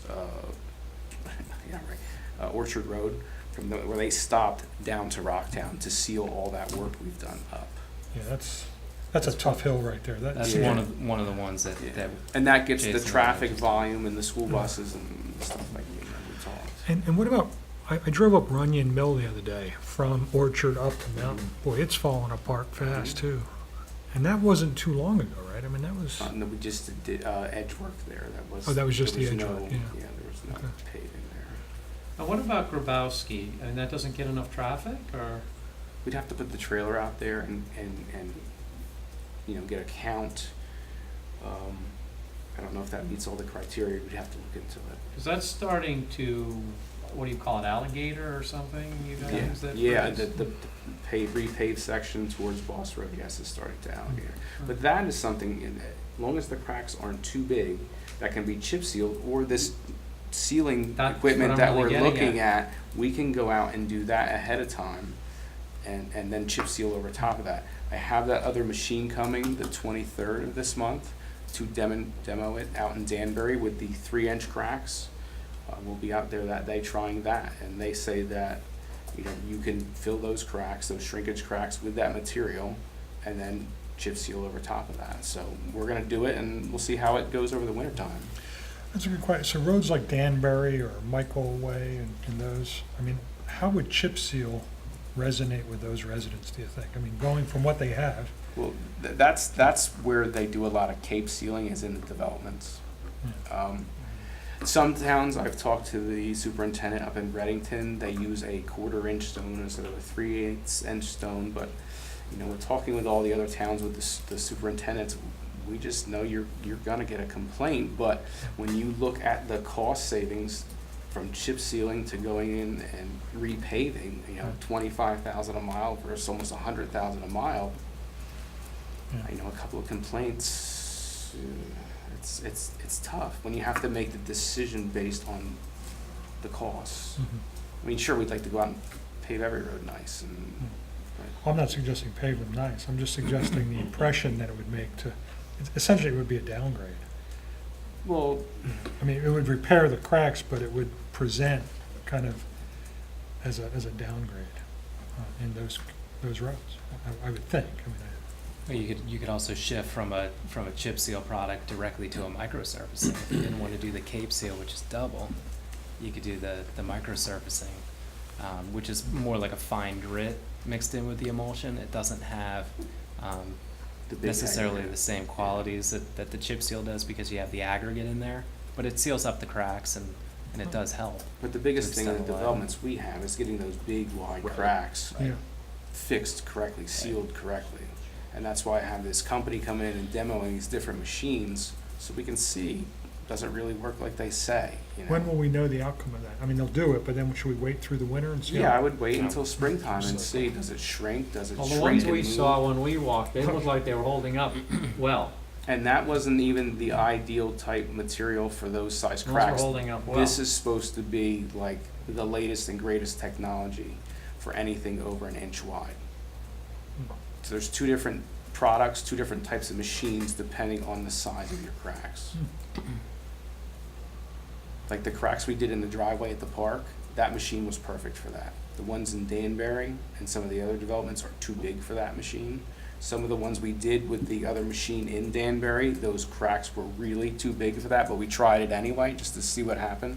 This next machine that's coming with that material is supposed to be what repairs those cracks. When we walked Danbury, we found missing children in those cracks. Yeah, yeah, yeah, yeah. Every winter they just get bigger and bigger and I bigger. didn't, all kidding aside, you're walking a dog could, its paw could go in there, those Yeah, cracks are yeah. so big. I mean, they are significant, some of those cracks, and they go the whole width of the road. Right, and those are our widest roads with curbs Yeah. and drainage, so they're the most expensive roads we have to repair. Yeah. And you definitely won't get a grant for, No. a development road. No. When do you think you might have an idea on what we might propose for a grant? So the grant applications are due, I think, October 8th. They're submitted electronically. There's a little bit of legwork that goes involved. We have to put a narrative together, prepare a cost estimate, photographs, really put a nice package, a convincing package together for DOT. I would like to have a real good idea come September here, the end of the month. So I'd like to get with Jason, maybe take a look at some of the roads if anyone else has any potential candidates in mind that you want us to take a look at, happy to look at it and just go through. DOT has a defined criteria, a rating system that they rely on when they evaluate all of these grant applications. Could you send that to us? I sure can. It's a 25-point Okay. rating system, so I can definitely send it to you guys. So why don't you send that to us, Yeah. and then why don't we have by next meeting, can you come with a short list of Sure. of a couple of projects, and you'll get our input. So Sure. if I could have commitment from everyone to look at the rating and make suggestions? absolutely. Sure. Absolutely. Good. Can do. Okay, any other questions on the roads? I think we have an action plan. Sounds good. Yes, Terry? Just one question. Where are we on the Ridge Road project? That's still at NJDOT? So Ridge Road, the township received 2 grants for Ridge Road. A section 1, which was fiscal year 2017, and then a phase 2, which just came through this year under the fiscal year 2018 program. I don't know the exact amounts off the top of my head, but they're both in the $200,000 range. So all total, you guys received, or you're earmarked to receive about $450,000. The entire project has been designed. It's been shipped off to DOT for their initial review. Once they come back with comments or no comments, then the township can do their final overview of the project. We can get that out to bid and get that project constructed. So depending on the timing, we'll certainly have that dialogue if you guys want to push to try to get it built this year, or if you want to wait till springtime, we can certainly do that as well. Like I said, the first phase of the grant was a 2017 grant, so that would need to be awarded within 2 years. So June of 2019. Okay. So it would be, we would need to get it built springtime at the latest, I would say. Or I should say, let me back up. You just need to award the contract by that deadline. It doesn't need to be constructed. So you need to have a contract awarded to a contractor by then. But maybe next month we can have that dialogue. We will have had feedback from DOT, and we can have the dialogue if the township wants to try to build it this year or defer until springtime. I'm just wondering, is there an appetite for a special meeting? This seems like a big topic with all these moving parts. You think it would be useful to have a Yeah. September? Yeah, a separate meeting just to talk roads? Probably, because I think you're right, it's a longer discussion, we don't want to rush through it. You know, I think it's a good idea. Yeah, I'm game. you know, why don't we, David? Sure. Good idea. What do you estimate the total cost of Ridge Road will be? We are designing the project to have the entire construction cost fall within the amount of the grant. Okay, good. So our goal would be no out-of-pocket expense for the construction. Now, with these DOT grants, the township still has to cover soft costs associated with designing it and getting it built. But the construction costs, the goal would be to have it be 100% covered. Okay. And you do that, what, as a reclamation? That right now is proposed as a full depth reclamation. Yeah.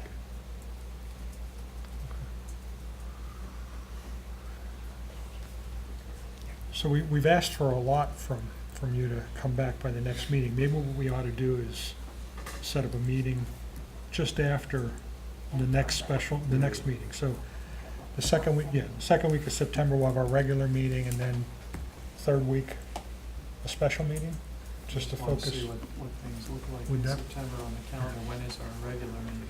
I think it's, Our regular meeting is 13th, it looks like. Our September meeting is Yes. September 13th. Right. The 20th is the following Thursday. would that work? That works. What's the date there? September 30th, 20th? September 20th, September 20th? 2 days before the open house closes. Does that work for you? Yeah. Yeah, let's Okay. do that then. So let's What tar- time are you thinking, 7:30 or 7 o'clock, something earlier? I could start earlier, if earlier is better. I'm do 7 if you flexible. want. if you Why don't want we to start at 7 o'clock, just so we, Okay. So we're That's doing the Thursday, 20th. September 20th at 7. Yep. yeah, and that'll be a special discussion on road work, prioritization, planning, and next steps. Any other comments or questions? Thank you. Thank you. Okay, thank you very much. Good to see you. Thanks. Thanks. Okay. Okay, we now have, what was that? Francis is watching TV. No, they're haunted. Is that an update on the Eagles game? In my cell phone. Okay. Okay, we have an interview of a volunteer for a committee or board. Alexis. Oh. Hi, Hi. how are you? I'm good. How are you? Good. Would you please state your name? Sure. My name's Alexis Antrocoli. Okay. Do you need me to spell that? Oh, that's okay. Okay. Yeah. And I think we've all looked at your candidate submission form. Okay. So I understand you're interested in the Historic Preservation I Committee. am, yes. I think your background really matches well with the committee. So can you just tell us a little bit about yourself and your interests? Sure. I moved to Ringo's about 2 months ago. I bought a house on Old York Road, a historic house. I've always wanted to own an old house. And right now I work at Princeton University. I'm the head of archival description and processing there. So I basically supervise all the archivists. And I've been doing archival work for about a decade now. Before that, I taught. After getting a PhD in American history, I specialized in early American history. And I just sort of I'd worked in the archives earlier in my life, and I was drawn back to it. And so that's what I do now. And that's, I guess, sort of the relevant background about me. Good. Do you have other questions? No.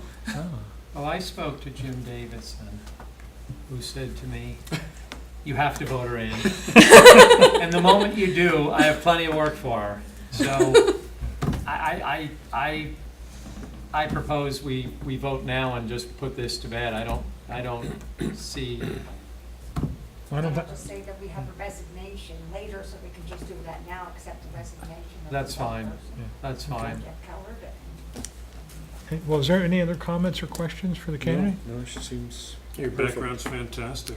No, and You got the if- job. and so- Jim is very, very happy that you'll be Okay. joining him, so I'm that's all I excited. needed to Yeah. hear. I want to get involved in the community more, and I thought this seemed like a good way to like use Mm-hmm. some of my professional background to do that. It's an excellent fit. That's right. Thank you. You're very So welcome. We want to accept Jeff Keller's resignation first? Yeah, do I have a motion to accept Mr. Keller's resignation? I'll move the motion. I'll Second. I'll second it. All in favor? Aye. Aye. Aye. Any opposed? No. Okay, I don't think we need to vote, but I'd like to appoint you to the Okay. Historic Preservation Committee, Thank you very much. effective immediately. All right. And so I assume Start someone archiving. will reach out to me. Yes. Yeah. Okay. No, Jim will find you, okay? Okay. Trust me, Sherry, when's the next meeting? trust me. You won't be wondering. Okay. The next meeting is, does anyone know when the next meeting of the Historic Preservation? I think I moved it to the first Wednesday of the month, but I'll send you an email or contact the secretary. All right. That Great. sounds great. Thank you very Okay, much. thank you. Good to meet you all. Thank you. Thank you very much. Okay. Next up is Kathy V. and an update on the summer playground, 2018. Hi, Kathy. Hi, I want to share with you all just my summary stuff. Thank you. Thank you. Thank you. Thank you. There's some explanation that needs to be made or given for this. I'm sure some of you, I'm sure Kevin is aware, our head count did go down from last year. I did talk to the secretary at the school, and she did confirm the head count in the school did go down, the registration, particularly in 4th and 5th grade, which is where our biggest attendance comes from.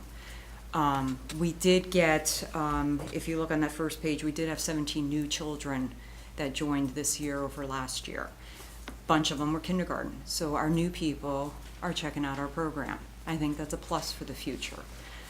Unfortunately, there's nothing we can do as far as if the school registration goes down, we can potentially go down because we're based off of the school. You know, our registration comes from the school kids. Has that bubble sort of righted itself, or is it still low registration? I asked Janine about next year, and there really isn't a raise or a decline for next year, so the vote's still out, what's gonna happen. If anything, it might be similar to this year. I'm just hoping, and I think someone had said something to me about some new families had moved into the township, that could bring potential new kids into the school and possibly even raise our numbers for this. So that kind of explains that first page. And I admit it was disappointing to see the drop. But like I said, it was confirmed through the school that there was a significant drop.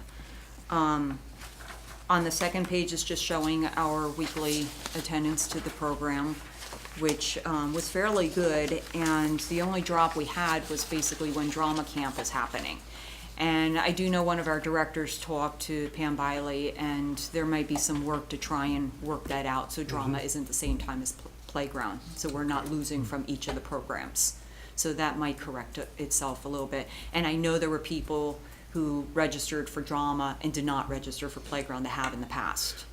So if we can work something out together, and you know, maybe drama in the afternoon and playground in the morning, then that might help us out even some more. I think just some strategies need to be made here with the drop in the attendance of the school. But the amazing thing is with all the heat that we had in July, it didn't stop the kids from coming. Unfortunately, we had a lot more days this year that were inside as opposed to outside, but it didn't stop the enthusiasm. We still had the indoor activities open. We still had our contests. They loved the prizes, and you know, it was just the same as usual. And I don't know anyone who would have been wanted to be out in that heat. on the blacktop. It was horrible. I mean, we stood there and we were sweating before the kids got signed in. So I think we did really good for the program. Even though budgetary-wise, we weren't as good as past years, I still say it's a program that really needs to keep going for our community. I can't tell you enough how many people at the end of the program praised us, thanked us for the program. We're grateful that we have it, so their child had somewhere to go. I do know that someone had emailed Kevin, I believe, praising our program. It's just a wonderful feeling to hear these parents saying how much they appreciate that they have somewhere for their child to go to. And, you know, it's a wonderful feeling, too, to know that we're making a difference for these kids.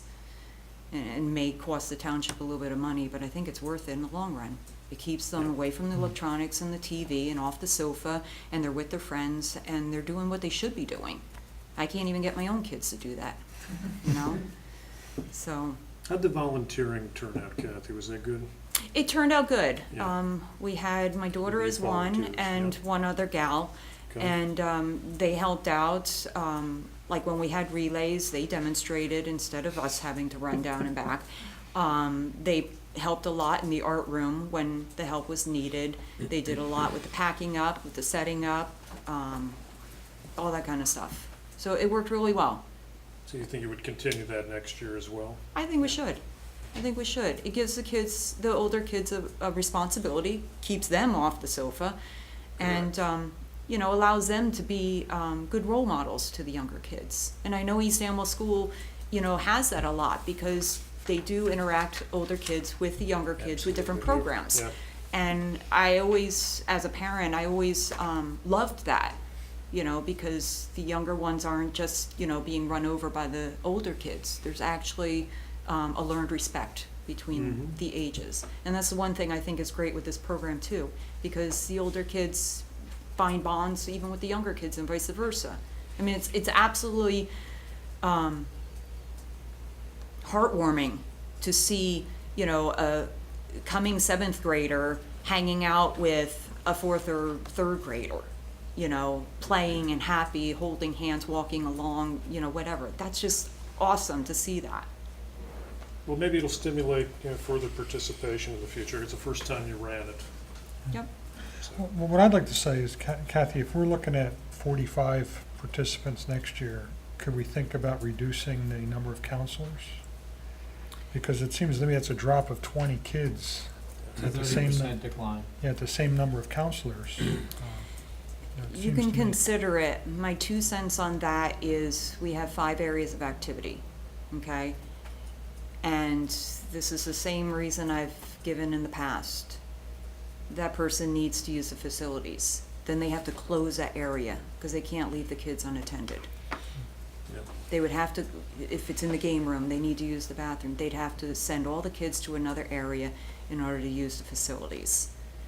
You know, I mean, granted, it's only 3 hours, but all of us were women, you know. I'm not saying this to come out the wrong way, but being a woman, I'm sorry, I need the bathroom once in a while. You know, I'm sure guys are the same way. Yeah, But we're not suggesting you don't go to the bathroom break. I'm just thinking in terms of kids per I haven't gone to the counselor. bathroom in 20 years. I don't know what you're talking about. Well, I know that when Mr. Matheny was here, he had a ratio of counselors to students, right? It seems to me at 5 counselors to 64 versus 5 to 45. You know, I there's- guess there's the an pros and opportunity. cons would need to be weighed. You reduce the counselors, you're gonna have to reduce something in the program, which could reduce the interest of the kids or the parents wanting to send them, What do because we it's pay per altering the counselor? program. Well, the salary and wages are an issue here. $275 So, for a week for counselor. for those. so the total wages was Oh, I see. $5,714. But there were no complaints on the price, correct, of the No. program? I mean, it was a very I still nominal think the increase. No, I even made a comment when talking to some of the parents, and I said, unfortunately, you know, the rate did go up, and they're like, well, it's nothing. You know, the comment was that it was a minimal cost still. We may have to consider that as well. Yeah. So I think we ought to, next year, try to maybe market it a little earlier, get some pre-registration numbers to drive our decision as to how many counselors would Okay. support that number. and kind of have that plan in front, so we know if we get to this number of registrants, we'll have this many counselors. Because it just seems it's awfully, it's a wonderful program for the 45 that are in it, and it's, fairly expensive for the 45 that are in it to I have get that it. program versus the kids that aren't in it, right? We're not doing anything for those kids. So, I mean, they have the opportunity to participate, but on the other hand, I think we have a responsibility to manage the money. So let's work on a plan to maybe promote it earlier Okay. and get some interest and see if we can drive up the numbers. We're paying $1,143 per counselor. At 45 students, we're paying $127 a student. And I do want to note too that my budget of 1,200 was much lower than past Yeah, years too. yeah, I see that. I spent a lot less than I have in the past. Yeah, True. That's great. True, that's good. That's great. And I made an effort to do that too. Yeah. Just knowing that our salaries increased and the price went up, and wanted to make an effort to make it less. Okay, well, let's in the early spring, let's talk about Let's the revisit. plan for Yeah. next year, and what kind of promotion we could do in advance. See if we can get better subscription rate out of it. Okay. We have a question from the audience, if you're prepared to entertain questions from the audience. Sure, on this topic, yes. Yes. It's not a question, but it's just a statement. Two things. One, just as word of note, for the next fourth grade that's coming in next year, that's another particularly low grade. It's 20, Sarah's in that grade. There's 25 kids in that grade, okay, which I think is about the same as the current or the outgoing fourth grade from this year, so that's going to be a comparable thing.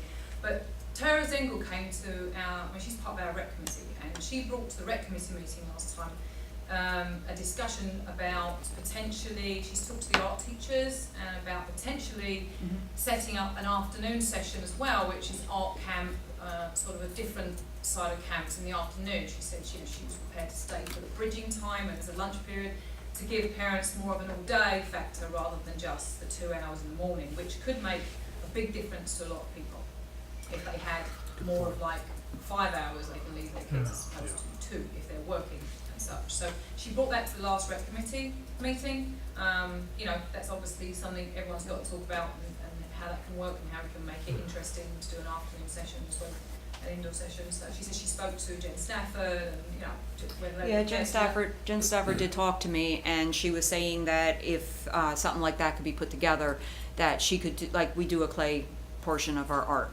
which unfortunately is a chunk of my budget. And she said she would do that in this art camp where it would take it off of my budget. If that Let me makes throw any out sense. something else. When Sharon was here earlier, she led me to believe that help on the environmental club projects gets thin in the summer. I wonder if that's something that we could build into the program, where the kids in the program work in the garden part of the day during the period when the environmental club is on their summer break. Just a thought.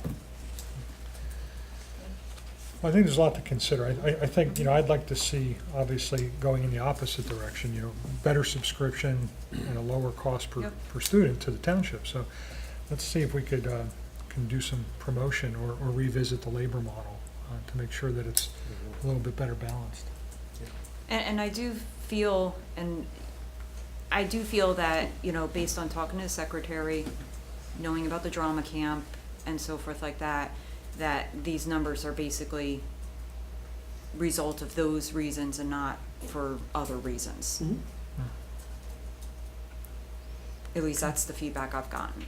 Did you do a survey this year? I know in previous I years did not you've do done a survey this year. Unfortunately, I was leaving the next day, and that may not be an excuse, but I just had a really busy schedule as soon as program was over. Okay. Any other questions or comments? I mean, if it's desired, it's, not that late. I can always, Well, maybe do it, maybe. I can send it out via email and ask the folks to, Or maybe as a way of soliciting interest, do a survey early in the spring.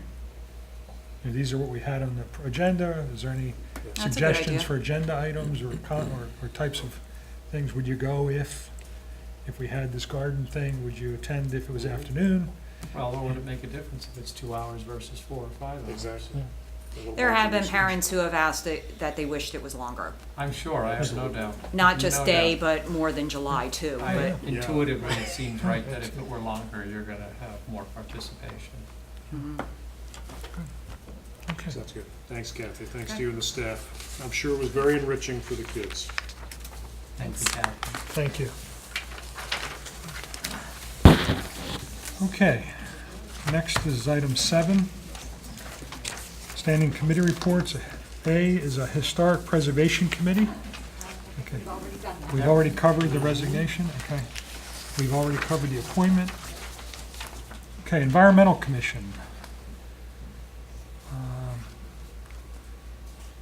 So is Patsy She's Long right Iverson here? Yes, Well, hello there. I missed you Hi. last month. I missed you too. And I hope you read the minutes, so I watched don't them. have to. Oh, you watched? I watched them. Yeah. Let me hide under the table. So let me just tell you that I sent a quick email to Alexis and Jim, and Alexis responded already. So I think Jim has met someone with as much energy, if not more energy, than he. Good. So she already has responded and told Jim she looks forward to meeting him. Okay. So these past discussions really are all connected. And thanks to Terry for staying on top of me, I'm just going to go down this list. With the Sustainable New Jersey update, that is on hold until after the introduction of the ordinance and after the passage of the ordinance. Okay. But the question for the committee to consider is next steps in terms of appointing members to the Green Team. Well, we're gonna introduce the Green Team ordinance later in the meeting. As part of that introduction, I think we were gonna discuss this unless you wanna change the order, it's up to you. No, why don't we just go through the list quickly? That'll be Okay. covered when we All right. do the introduction. Do I have to stay for the introduction of the ordinance? That's up to you. I don't think there's public comment during the introduction. No. So you don't have to stay. All right. So with the TREX program, you've all seen the box, thanks to the deputy mayor who said, bring it in. And I also sent a photo, I don't know if you all have seen it, of the 10.4 pounds. However, I have to tell you, I sent the photo of the flyer to the 2 candidates running for township committee, Bev Enton and Christopher Sobieski, and suggested that they and their surrogates, when they knock on every door in the township, tell them about the TREX recycling program. So I have great expectations from these 2 candidates to bring in plastic bags and help the community. May I sit sideways? Yes. So that I don't have my back to everyone? So that we can help the township take more plastic waste out of the waste stream. Because we're in a small corner of the west coast of New Jersey, and some people may say, we're not going to make any difference. But I think we can set an example for the rest of the county and the rest of the state. So the 2 of you, we want 100% participation and continuing 100% participation, because the first 500 pounds are for the bench. But hopefully, we're just going to continue with this. And on that note, TREX said that they can give us up to 5 boxes. So we have 1 box in the municipal building. Allison has requested a box for the school. Tractor Supply, through Kate McGreevy, is very interested in hosting a box. And that's because of the pellet bags that they sell. And I'm actually going to follow up with Trex and ask if they're looking for more businesses to participate to receive the plastic. I spoke with the post office, Roberto Pagan, who is the postmaster, and he didn't say no. He said he'll call me back and try to figure out where to locate the box, because people who have the boxes, as they're taking their mail out, you have a lot of plastic cover. And that would be a great way of keeping it out of the waste stream. And South County Library is very interested in hosting a box. And then we've also contacted Kirkpatrick Presbyterian Church. And if you've been adding, you'll see it's 6 and not 5, which is actually good. And I may ask if we may have an additional box. Now, there's one issue. I've committed to being responsible for the 500 pounds to weigh and document and take to Stop and Shop. I'm not committing to the remaining thousands of pounds that we'll be collecting, so we'll have to figure something out. We already committed you. Oh, and you missed said that you part would of the assist meeting? me, right? I'm a pickup truck, a big one, we can. Well, actually, if we put the box at your house, I have Okay, about 2 so- pounds more for you in the back of my car. do you? Yeah. Well, Bring it in tonight when we're done. we just emptied the box, so there's Plenty of lots of room for you. Okay. So I can't answer the question about the plastic bag resolution. That was the email you sent about the plastic bags and, let's see.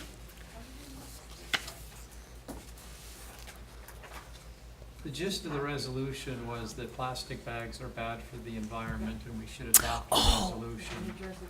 This is the Environmental Commission. I have it here in the Letter. file somewhere, I have your resolution. Right, and it was sent. And Kevin pointed out that it had to come from the Environmental Commission and not the Township Committee. Okay. And the question is whether the Township Committee wishes to send its own. Is it a resolution? It's a resolution. Okay. I have it here. To the governor in support.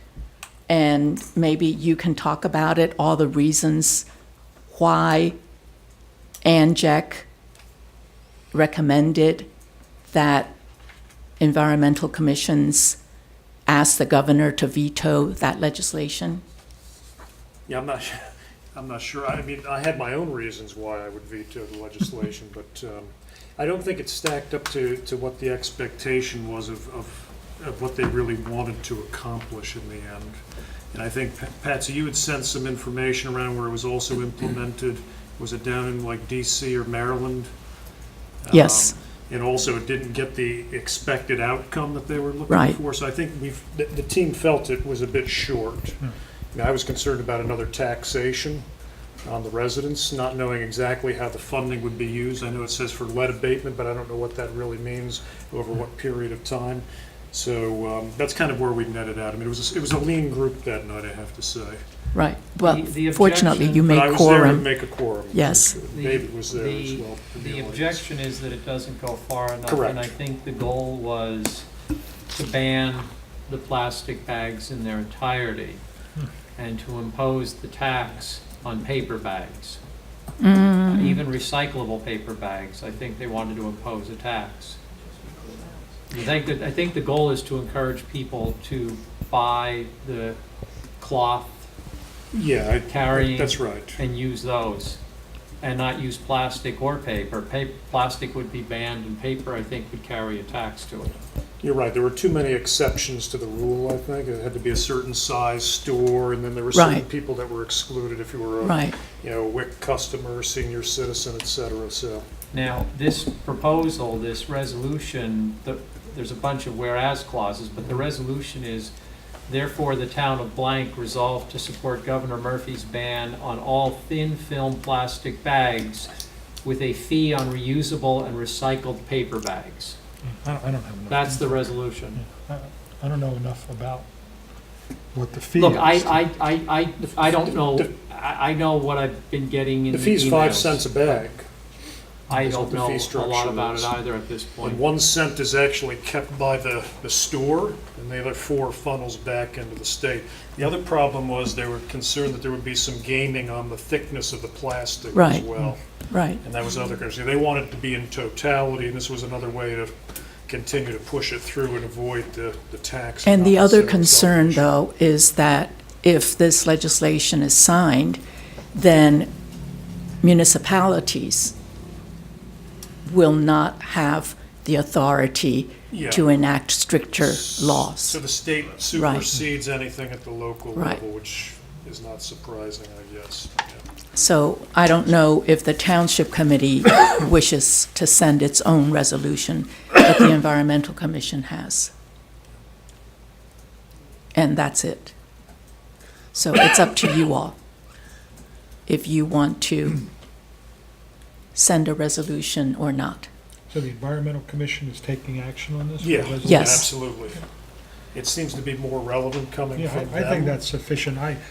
I need to read more about this legislation before I were to say one way or the other what I think of it. I haven't read the reference legislation that's being proposed, so. Okay, all right. The next item is the cost for signs. I have good news and no news. The good news is that the Washington Crossing State Park Superintendent has responded and provided guidelines for the signs. And we'll need to have 2 signs at each trailhead, one for DEP and the other for East Amwell. And the no news is I have not received a firm quote from DEPCOR, which has the lowest pricing. Yeah. When I checked. You do just forward it to Terry and she can forward it to us. Okay, Yeah. when I receive it, okay. In terms of the 720 email about the Drive Green grants, I received an email today because I followed up to ask what's the update and what's the status. There's no firm timeline, but the governor and BPU are moving forward to encourage the installation of EV charging stations. And as we discussed last month, and I've talked with other people, East Amwell Township is very well positioned to host a level 3 charging station. Are you familiar with this, or? I don't know what the levels dictate. All right, so level 3 charging is 480 volts direct current plug, so that you can charge up to 80% within half an hour. But that also tells you it's not going to be cheap, and probably about $50,000.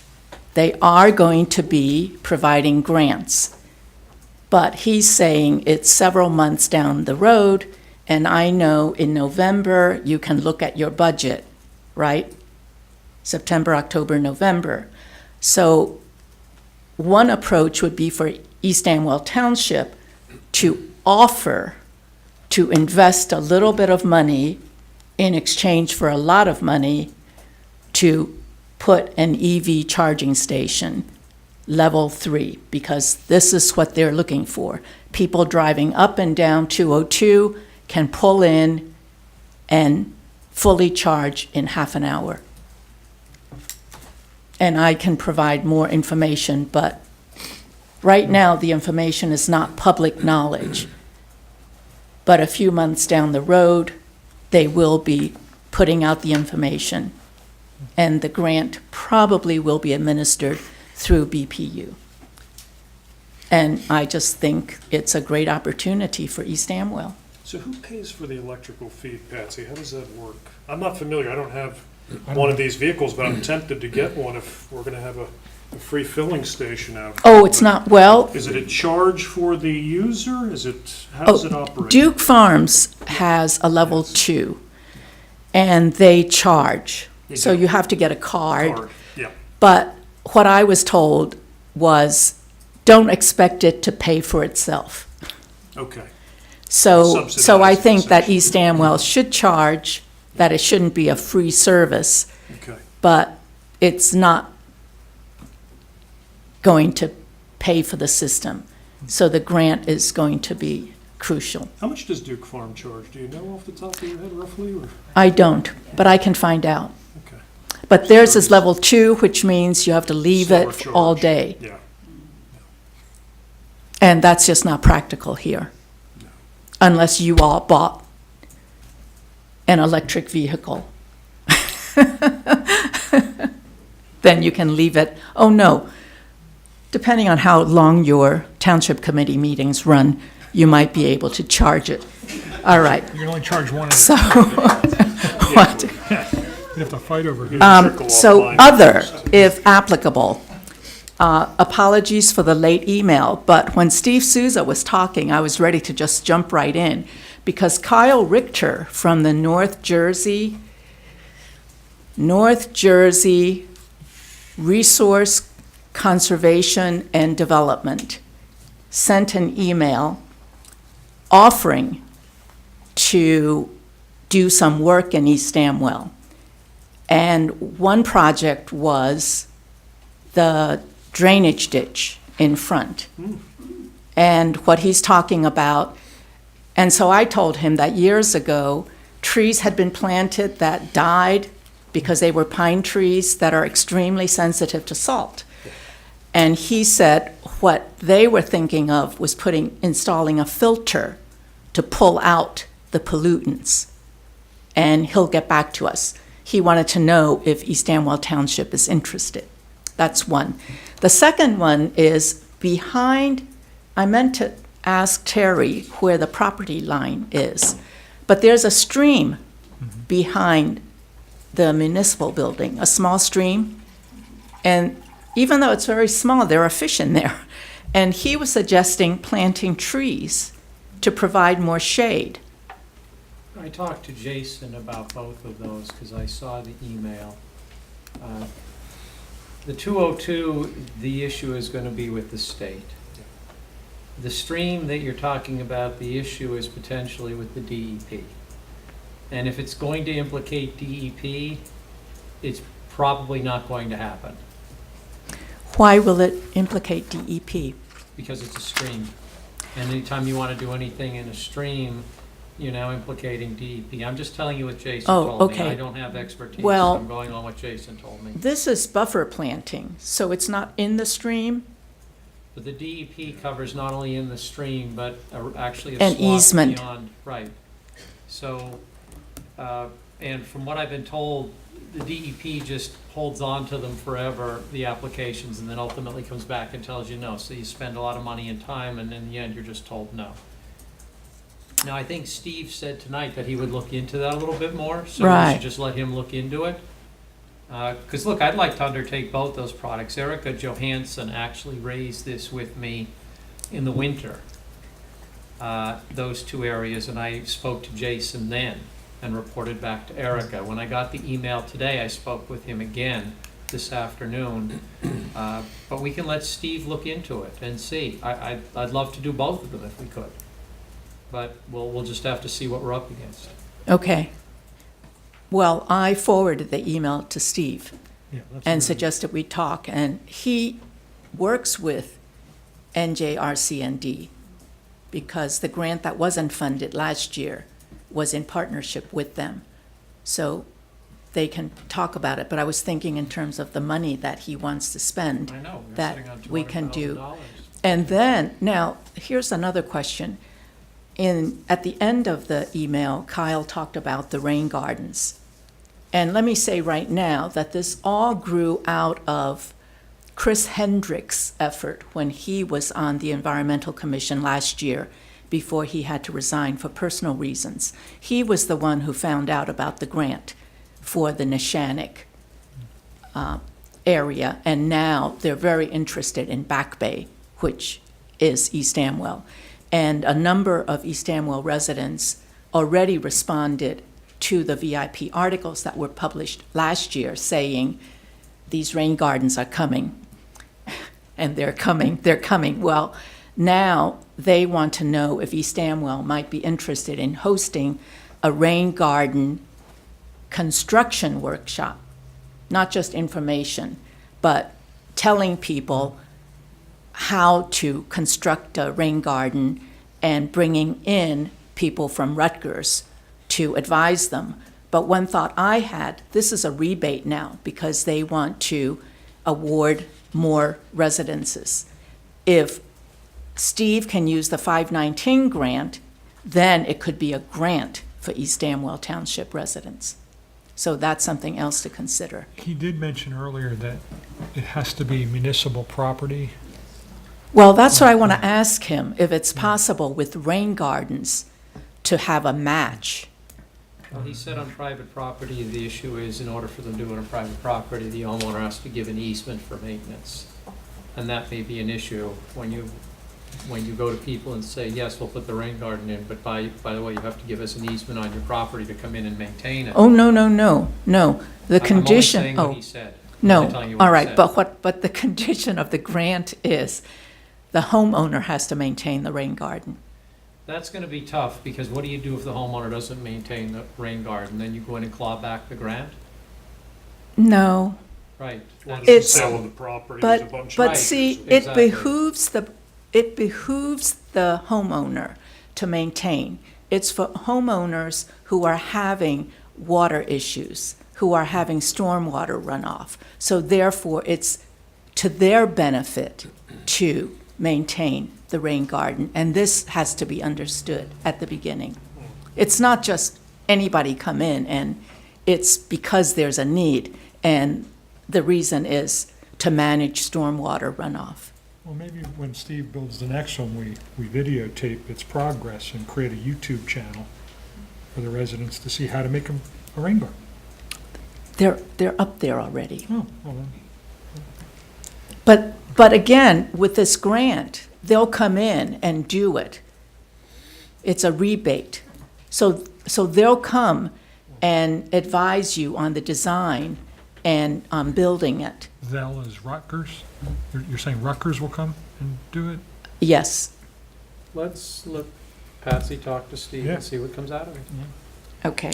Yeah, Steve is gonna come back next month with a proposal for projects, so maybe if you work with him, you could put this together. I think that's it. Well, thank you. Thank you. Okay, thank you. Thanks, Betsy. Okay, next up is approval of minutes. So I think there were actually four, right? Terry, there was the carryover executive minutes, Regular minutes were carried over. but wasn't there some changes of attribution on the executive minutes that, They were already taken care of. They're Oh, okay. under the We did that name already. change. okay, well, I approve of you guys putting my name in those spots. I reviewed them. Okay. I approve. Okay, so the June 14th, 2018 regular minutes.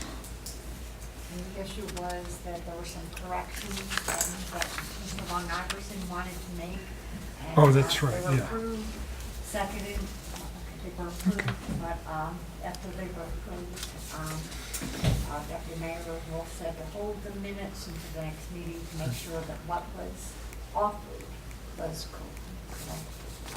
Okay, well, so I went back and listened to the minutes of last month's meeting where David suggested the change, and I have no objection to your change, David. I also listened to previous minutes to put things in context. So I'd like to offer some additional changes to put it in context. So David wanted to insert a quote, "that are deemed unsafe and are blowing out people's tires with potholes, etc." The actual statement that I made was, this allows the DPW staff to have the equipment and materials needed to go around town and fix issues that are deemed unsafe and are blowing out people's tires with potholes, et cetera. So to put things in the proper context, I'd like to add the entirety of my statement. And also, subsequent to that, a resident posed a question. It's a very long question, but to summarize, it was, is this funding from the budget discussions? And my answer, which wasn't in the minutes, which I'd like to add to the minutes again to add context to what I said, was this makes available the funding so that Jason, i.e. DPW, can do the work envisioned in the budget. That I'll remind, we had unanimous votes on that budget. So with that, I'll entertain any more comments on those minutes. Well, I also took a look at it, and I just want to clarify one thing. In 2017, the then Township Committee, with me voting no, authorized $100,000. Well, actually, $100,000 in the budget, and then sought an ordinance to allocate a portion of that. And they were allocating it to fix the potholes. And I pointed out that that rendered the budget an illegal budget. They went back, and then the next day came back and said, no, we really didn't mean potholes, notwithstanding that we all told you that repeatedly, but what we meant was chip seal. David is trying to say that your statement in June had the same issue that their statement made because you used the word potholes. And that's just simply not true. The discussion that we were having when you made your statement pertains to the issues that we saw, for example, on Van Loo's Road. We have significant drainage problems in this township on some of our roads, and it's causing the roads to collapse in spots, to open up sinkholes. You can call them potholes, you can call them sinkholes, whatever you want to call them. Those are dangerous. They put people at risk on Van Loo's Road. They had to put cones around that one so that nobody drove into it, because if you drove into it, particularly with a smaller vehicle, you would undoubtedly damage your vehicle. So what we were focusing on in the allocation that we were looking to do of funds was to deal with these drainage issues. And that's why you talk about equipment and materials to go around town and fix things that are unsafe. We're not talking about regular potholes. We're talking about these sinkholes that are opening up as a result of drainage issues. Those are clearly capital. I don't think people are going to seriously debate whether those are capital. They're tearing up the road, they're putting in new concrete pipe, they're dealing with these drainage issues. So the two situations are not the same, and I just wanted to point that out. Well, I looked at the minutes from the budget meetings in 2017, and the most extensive discussion on the capital budget was the February 9th meeting, 2017. And there was the discussion about how much money to put into the capital budget and what it was going to be used for. And the discussion centered exclusively on chip seal. There was never a mention of potholes. The budget, when it was adopted, said nothing about potholes. The ordinance said nothing about potholes. So the idea that anybody on the township committee put forward the money, the $50,000 was going to be used for potholes is simply not the case. Well, David, as is usually the case, you're wrong. I'm not wrong. I'm going to read to you. Let me read to you, okay? From what meeting? Let me read. I will tell you. Let's start with the May meeting, May 11th, 2017. I'm going to read directly from the minutes. Deputy Mayor Sagasar explained that the $100,000 helps keep potholes filled and other repairs made by providing for the purchase of material used by the DPW.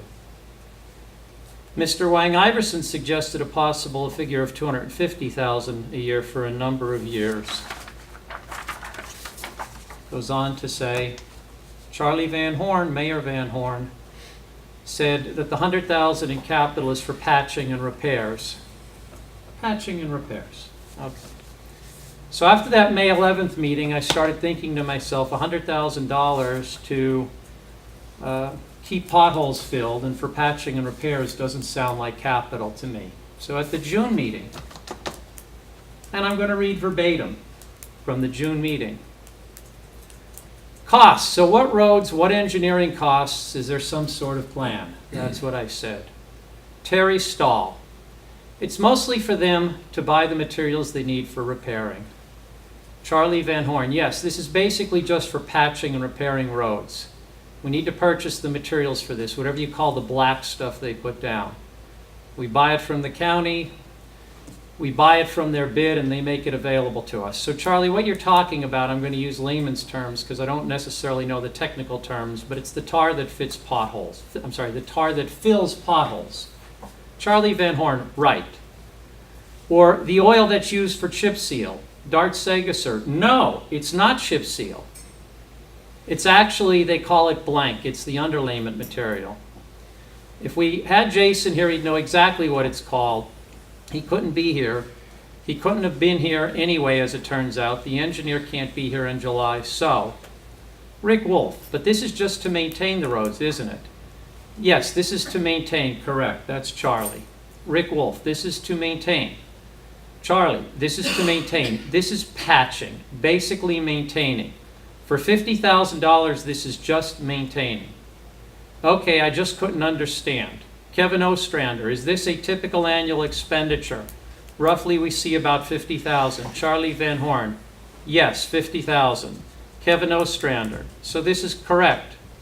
I'm sorry, so this is standard, correct.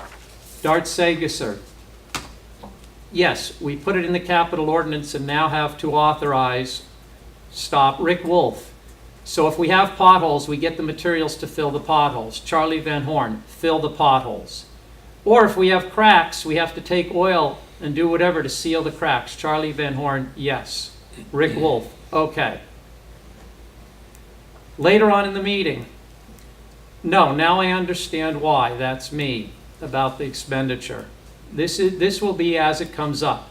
If a pothole comes up, you can fill it. Charlie Van Horn, yes. This was to fill potholes. So this was June 8th, 2017. Lo and behold, on June 9th, 2017, we all get an email from Terry. I don't know who wrote the email, but it came from Terry. Jason was in the office for a few minutes. He clarified that the subgrade work is a capital expense. The materials, including blacktop stone, drainage pipe block, are used for subgrade work the DPW needs to do. The work will last for more than 5 years. There is no specific list of roads yet. The blacktop that is used for potholes comes out of the operating budget. So what happened is, I questioned you guys repeatedly, is this being used to fill potholes? And the answer was yes, by a number of you, that it was used to fill potholes. I then pointed out that that rendered your budget illegal. You all went back to wherever you all go, your little EADA hovel, and you got this email sent out saying, no, that's not what we meant. We really didn't mean that. That comes out of the operating budget, and we really meant this $50,000 is for chip seal. Notwithstanding that when I questioned whether it was for chip seal, I was told no. So what you just said, David, is not correct. What I just read is verbatim. It's a verbatim transcript. It's from the minutes. This is verbatim. You guys screwed up. You were going to take $50,000 and use it to fill potholes. You can't do that. It's not a capital expense. You got your hands slapped. Now you're trying to say Mayor Matthews made the same mistake. He didn't make the same mistake. He wasn't talking about filling potholes. He was talking about dealing drainage issues. So it's not the same. That's my point. Well, I'll just repeat what I said before. All of the budget discussions referred exclusively to chip sealing, and that's in the February minutes.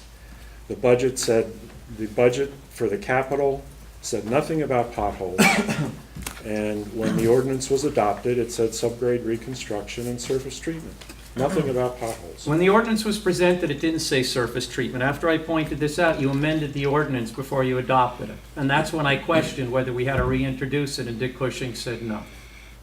So go back and get your facts right. Come here with actual language as opposed to just statements out of the air, and I'm happy to continue this conversation. Bring me statements from the minutes, bring me a transcript. It's on the website. Look, David, the problem is you guys lie. You're too lazy to get anything done. You take credit for everybody else's work. And then you're trying to paint us as the same type of people. We're not. We don't sit here and lie. We're not lazy. We work hard. We understand how this budget works. We don't rely on other people to do our work. We don't rely on a $70,000 administrator to do our work. We do the work. And we make sure we understand what we're doing, or we certainly make the best efforts we can. So don't try to drag me down into your slime hole. Don't try to drag the mayor down into your slime hole. We're not in your slime hole, okay? You screwed up on the budget. You planned on allocating this for potholes. You all said it repeatedly. It's not true. Well, I read directly what you said. I specifically asked, is it for chip seal? The answer was no. I asked, was it to fill potholes? The answer was yes. Not just one of you, but several of you. That's true. We can bring the tape. We can play the tape for everybody. Well, you can also play the tape from February. You bring the tape and play it, David. You keep saying to me, you can do this, you can do that. I brought the transcript. Bring the words. Okay. Bring it. And then I'm happy to have the debate. You love to invent things. I'm not inventing anything. I'm telling you what was in the February budget meeting. Yeah, David, and you sent out an email telling everybody that your petition is why the library came back. And then when I asked you if you gave the petition to the freeholders or the commission, you said no. Then when I said, how can your petition bring the library back when the freeholders or the commission never saw it, I withdraw the statement. Because you were bold-faced lying and you got caught. Okay? You are the worst liar possible because you lie to your own constituents. You go out there and try to profess that we did all kinds of great things when you didn't. That's not true. It is true, David. I caught you in a lie last month, a bold-faced lie. Well, I'll tell you what isn't a lie. If we're going to talk about, are we going to talk about the library now? I know that I see that there's an agenda item that's listed later. There's an agenda item that's listed later in the library.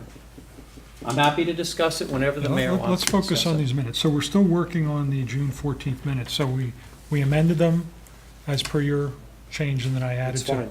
Everyone's okay with those? I'm good with I am. Okay. All in favor? Aye. Aye. We making a new motion since. I'll make a motion for the June minutes, yeah. I'll As second amended. it. All in favor? Aye. Aye. Any more discussion? Okay. Okay, we're at the July 12th regular minutes. I need to abstain from these. I was not present, so.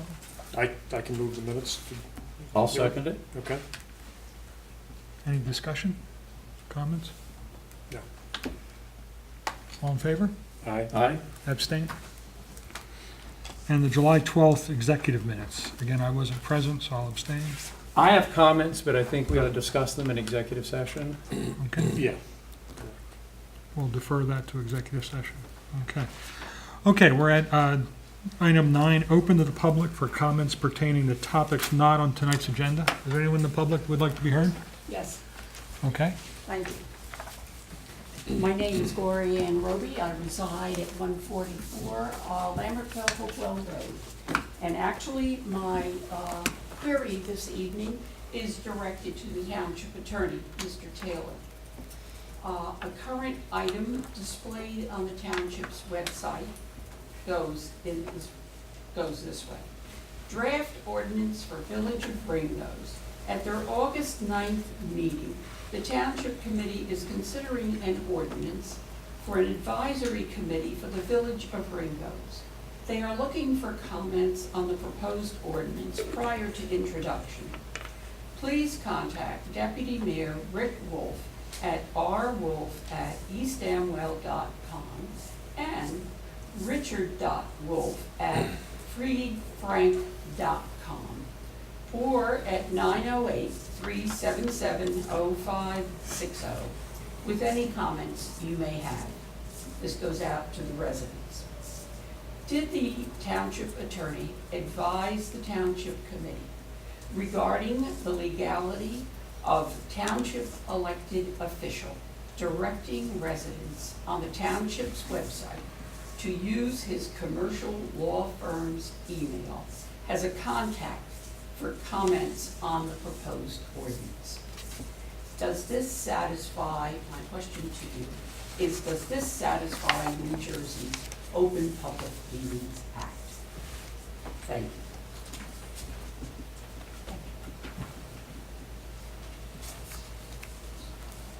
I don't normally speak at these kinds of meetings because I'm not an elected official. If the committee wants me to answer that question, I'll certainly do so. I have no problem with it. I don't find that to be a violation of the Open Public Meetings Act. Thank you. Is that Anyone just- else? By the way, just to be I would clear, suggest- I, Excuse me, is that just your, that's just your response? There's no question in your mind? I can certainly look at it again if I'm going to be paid to do so, but I don't think it's a viable use of my time. There's no Open Public Meetings Act procedure or policy that I'm aware of or familiar with in my experience where that would be an issue. have you written Okay. articles on the Open Public Meetings Act? Open Public, well, usually more OPER than Open Public Meetings Act, but certainly I'm familiar with both. Okay, we're open to the public. You asked a question, it was answered. Thank you. You're welcome. Is there I'd anyone like else? to add one What thing, would though. expect? Yeah, I'd when like to when add- we're done on the open, you can comment. Okay, let's hear from the, Okay. okay. Does anyone else in the public have any comments? Yes.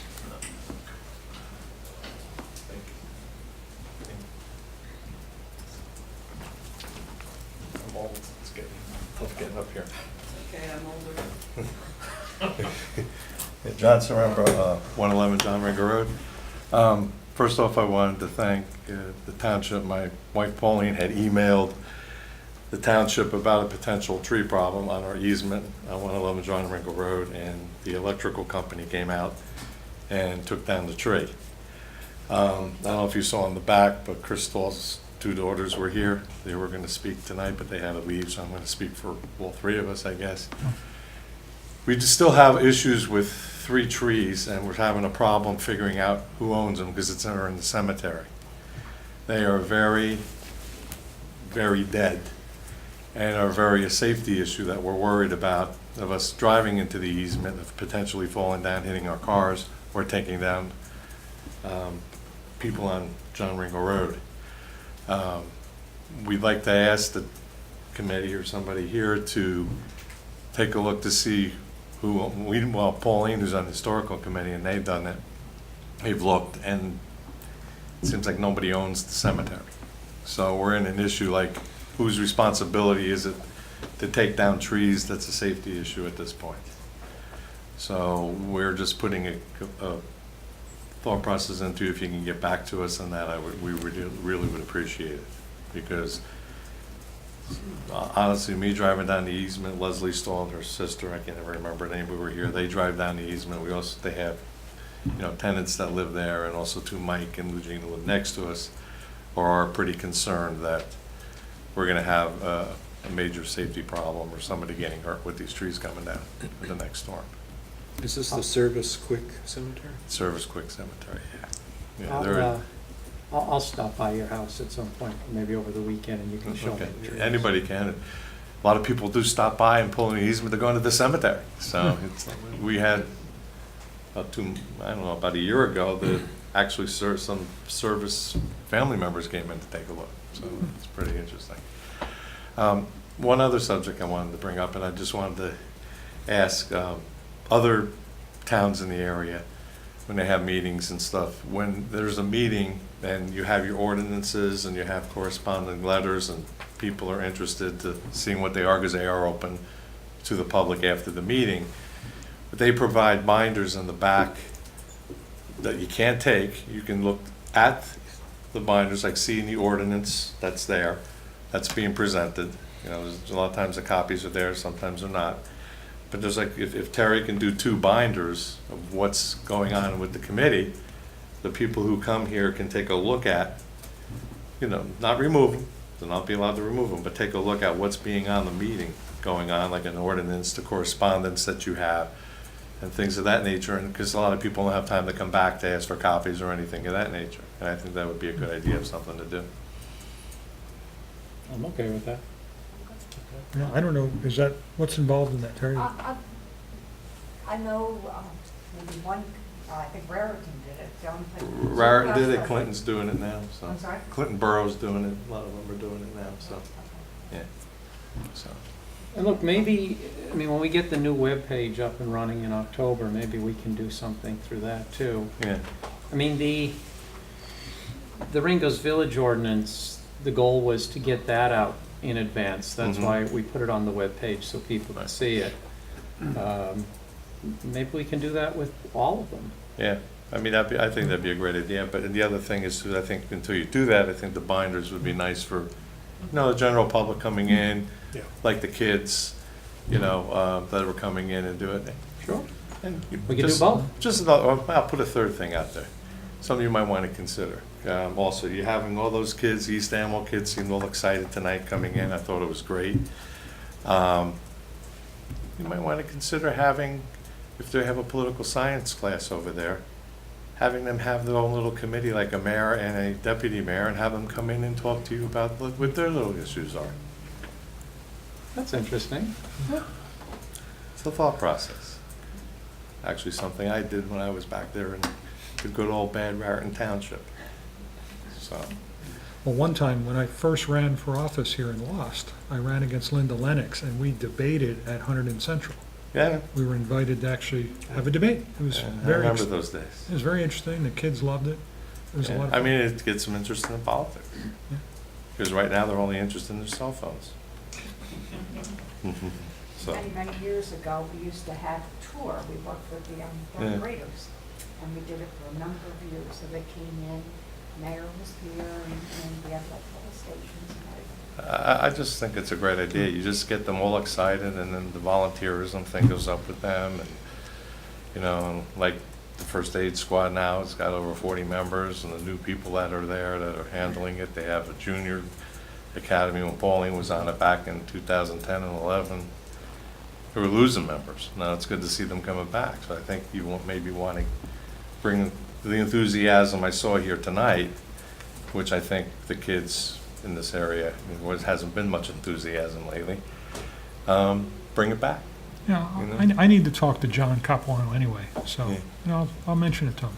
Yeah. See if there's an interest in Maybe a they'll club or maybe something. they'll have an election in their 8th grade class that, to come to the township committee. Okay, thanks. Yep, you're welcome. Anyone else? Oh, Francis? Munchkin in the corner. Francis Gavigan, 123 Wardsville Road, Ringo's, New Jersey. If I noticed at the time that you started, the open to the public was 10 to 10, and the crowd certainly thinned out a lot. I've raised this before, and I would hope that almost first thing in the meeting orders, because back 23 years ago, it didn't seem to take till 10 o'clock at night, that there be an open to the public so that people could, it didn't turn into, how much of a stoic or how much of a fool are you to get through a meeting, and that it would create, more engagement. I think we need more engagement. What John just said was a great idea, whether it's from the local grade school or whoever's doing the debate thing at the, the high school level or things like that. As the tree is bent, so it grows.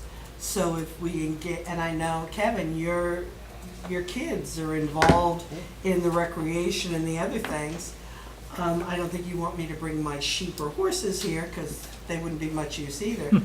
But we need to engage people to get them interested and to feel that they can make a difference. And I think that's an area where we can improve. And, it shouldn't be. And I'll have to go look for video of February and May and June and whatever the hell else it is. Anyway, Thank you.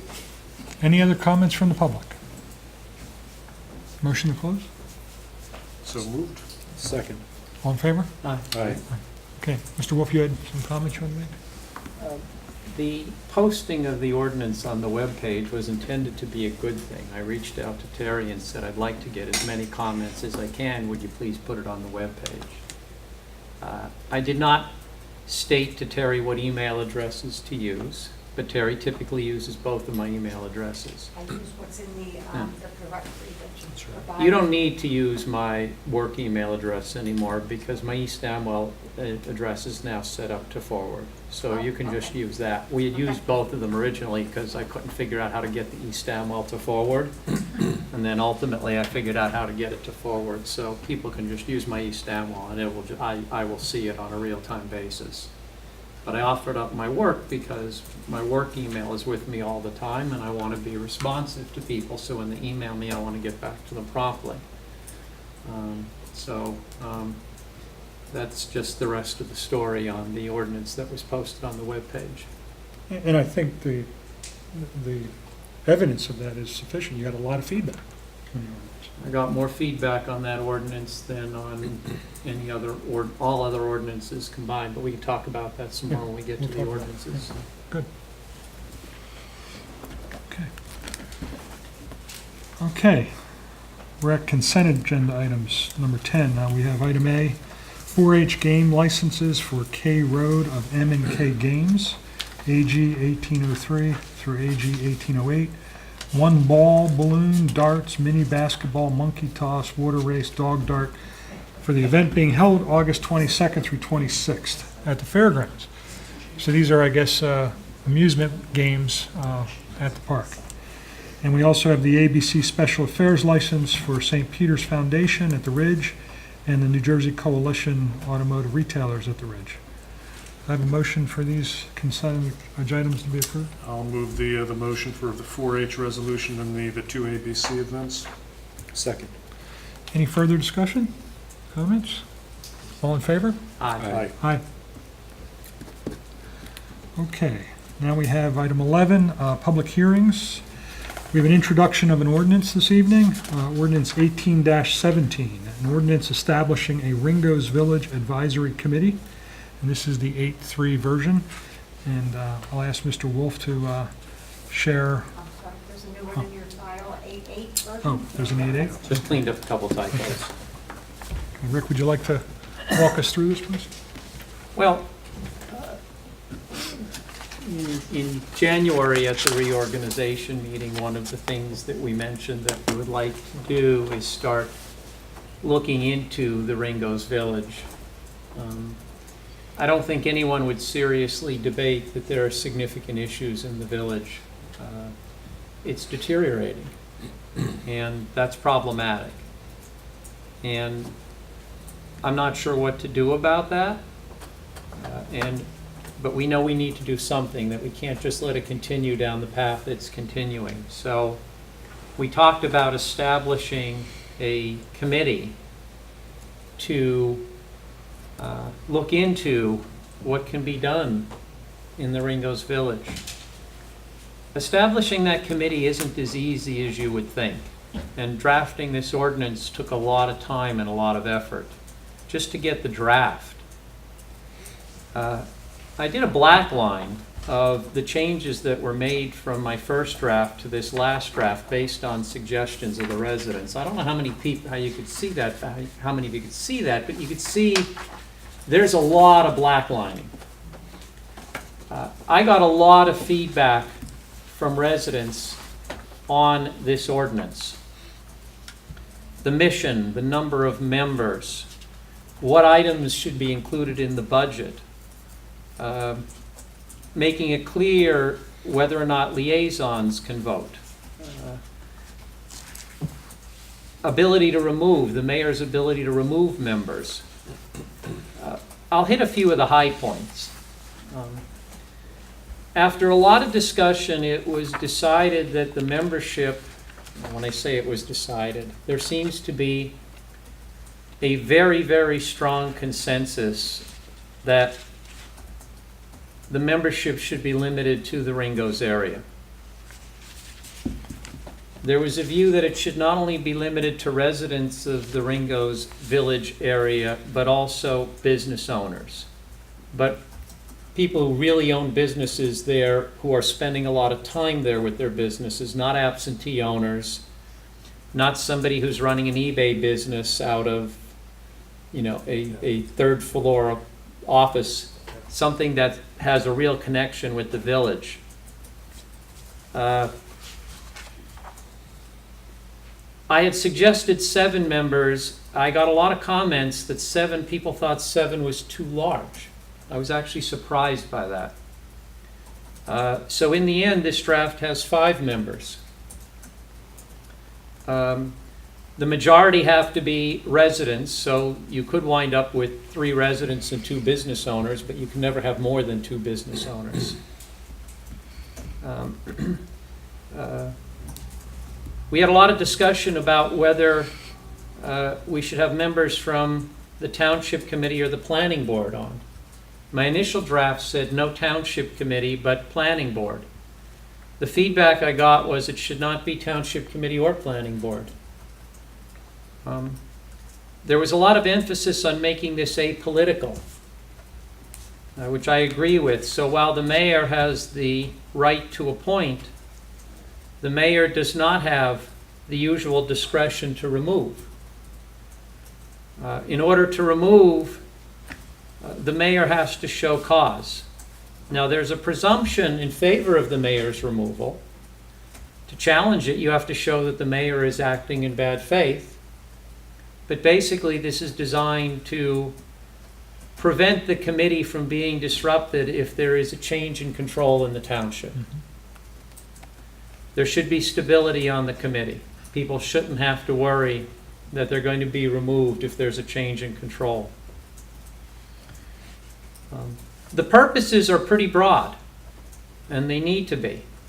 They're everything from examining whether we should expand the commercial activity, and if so, how, and how are we going to accommodate parking, etc., septic issues. How do we improve the aesthetic appearance?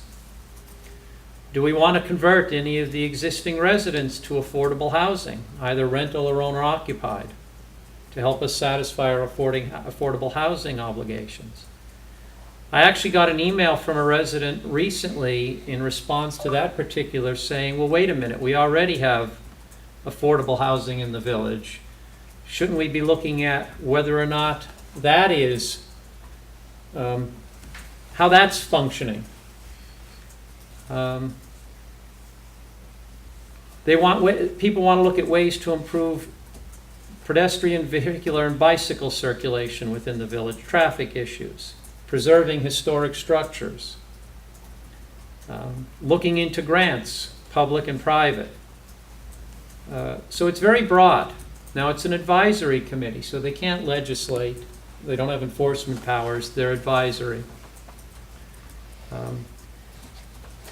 Assuming that this ordinance gets approved, we have to find 5 people for this committee.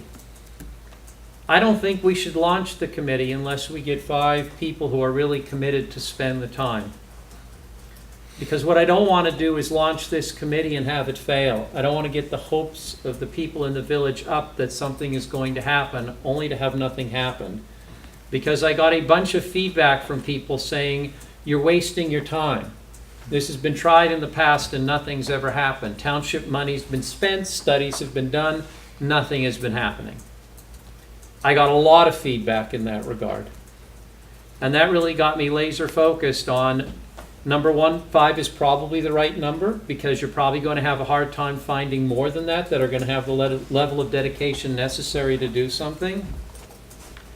But the interviews for these 5 people have to be a lot more intensive than our typical interviews. People are going to have to convince us that they're committed to this cause. There are people in the township that I think would be great on this committee that don't live in the Ringo's Village. So it was a difficult decision to limit it to the Ringo's Village, but the notion was that you're going to get the most out of people who have real skin in the game, and the people who have the real skin in the game are the people who live in or right around the village. So this ordinance took a long time to get to this point, and it went through a bunch of drafts with a lot of good feedback. And the feedback was actually bipartisan feedback. It truly was bipartisan. And all of the feedback was good feedback. There wasn't a runt in the litter. Everybody that gave comments gave good comments. And there were a lot of people who gave comments, including people who are and who were in this room tonight. I got a lot of good comments from the planning board. I also reached out to heads of other committees and sent them a draft of this to get comments. I mean, I was affirmatively soliciting comments from people. That's why Terry put this on the webpage. I view this as a really, really critical committee. So we're introducing this. It's still open for comments. The goal would be to enact it next month, assuming we feel we're ready to enact it, and then start a process that I think will take some time to appoint 5 people to this committee, and go from there. I think that's all I have to say. Well, thanks, Rick. And I'd like to commend you, Rick, for your effort on putting that together and taking the cycles of comments and folding them in and recirculating. It is a lot of work to that. And David, you've done it in the past, so you can appreciate that. So with that, I'd like to entertain a motion to introduce ordinance 18-17. I'll move such ordinance. Second. Any further discussion? And the name of the ordinance is an ordinance establishing a Ringo's Village Advisory Committee. The ordinance will be published in the August 16th issue of the Hunterdon County Democrat, and we'll hold the public hearing at 7:30 at the September Township Committee meeting on September 13th. Okay. All those in favor? Aye. Aye. Okay, thank you very much. Okay, next we're introducing ordinance 18-18, an ordinance establishing a Green Team Advisory Committee. And again, Rick, you did the heavy lifting on this, so if you could walk us through it, I appreciate it. Yeah, I've sort of become the committee ordinance drafter. But these committees have all been important to me, so I really took the laboring oar, although Carl has reviewed all these ordinances. I have received feedback from Carl, particularly on some of the procedural issues of making it very clear that they're advisory committees. So I appreciate Carl's help on this. The ordinance establishing a Green Team Advisory Committee is really the product of 2 ideas. One, the older I get, the more I care about environmental issues. For probably the first 50 years of my life, I really paid little or no attention. But in the last 5-6 years, I've really focused a lot on this. As I've said before, my wife and I have built a net zero house. I'm as granular as I insisted that we don't allow straws in my law firm anymore. So straws are now banned at Fried Frank, which didn't make some people happy, but that is what it is. So one of the things that I wanted to do at some point was to start a green initiative in East Amwell. I wasn't necessarily looking for a formal committee, but I thought a green initiative goes hand in hand with our commitment to open space and farmland preservation. It just seemed to me to be a logical extension. And then David's wife, Patsy, came in last month and talked to us about potential grants that are available. And I did a little digging, and those grants can actually be meaningful if you form a green team in your community. And so the notion of a green initiative and a green team just seemed to come together and prompted me to act on this sooner rather than later, because I'd like to get this green team advisory committee up and running as soon as we can so we can start looking to get grants. And my guess is, and particularly based on what we learned from the students tonight from the East Amwell Township School Environmental Club, there are probably a lot of other grants out there that we could tap into on environmental issues. So the notion was, let's establish a committee. The committee would be 7 people. The mayor basically has carte blanche. There's no limit on who can be appointed as long as they are residents of East Amwell, or up to 2 members can be non-residents if they have something very significant to contribute from an environmental perspective. So if for some reason a non-resident wanted to be on the committee and we said, wow, this person brings a lot to the table, we could put them on the committee. But there's carte blanche. They could be on other committees, they could not be on other committees. Whatever the mayor wants. The goal here is to find 7 people who are committed to environmental issues, ideally who have some background, who serve on the committee.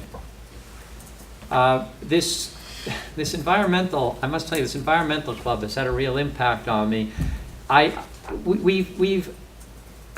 given this draft the mayor the ability to appoint an unlimited number of youth members. In our other ordinances, we've limited the number of youth members. On this one, it's unlimited. It's the mayor's discretion.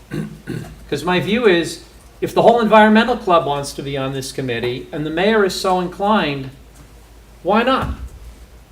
So we can have as many youth members on the committee as the mayor desires. The mission is what you would expect for a committee like that. It's really to look at environmental issues for East Amwell. Examples include maybe solar for the municipal building, expanding our recycling program, including into the things that are traditionally non-recyclable. And I'm actually amazed at how many things that I thought were recyclable, I would have swore are recyclable, are not technically recyclable. They are what fall into what the environmental clubs, the traditional non-recyclable. So we should educate and expand that. Look at our parks and our facilities, make recommendations as to how to make those facilities, those parks more environmentally friendly. I mean, it's a broad mission statement.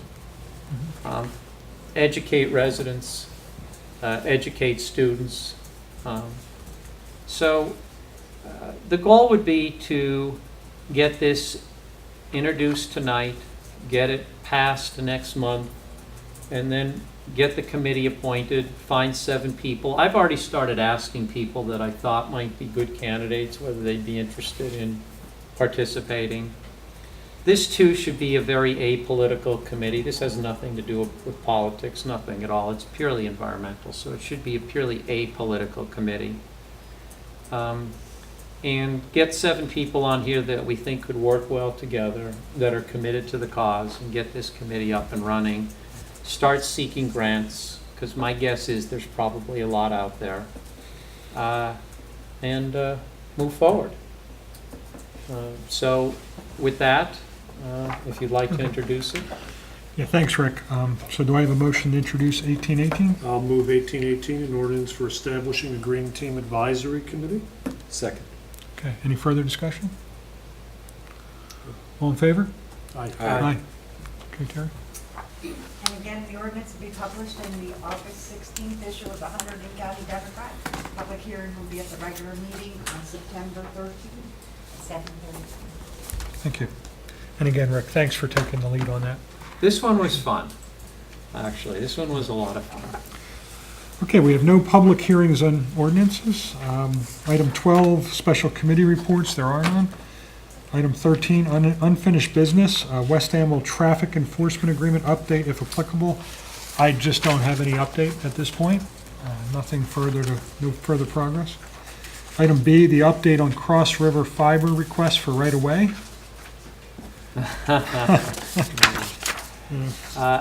John, rumor has it that they're hanging the dark fiber by your house. Is that right?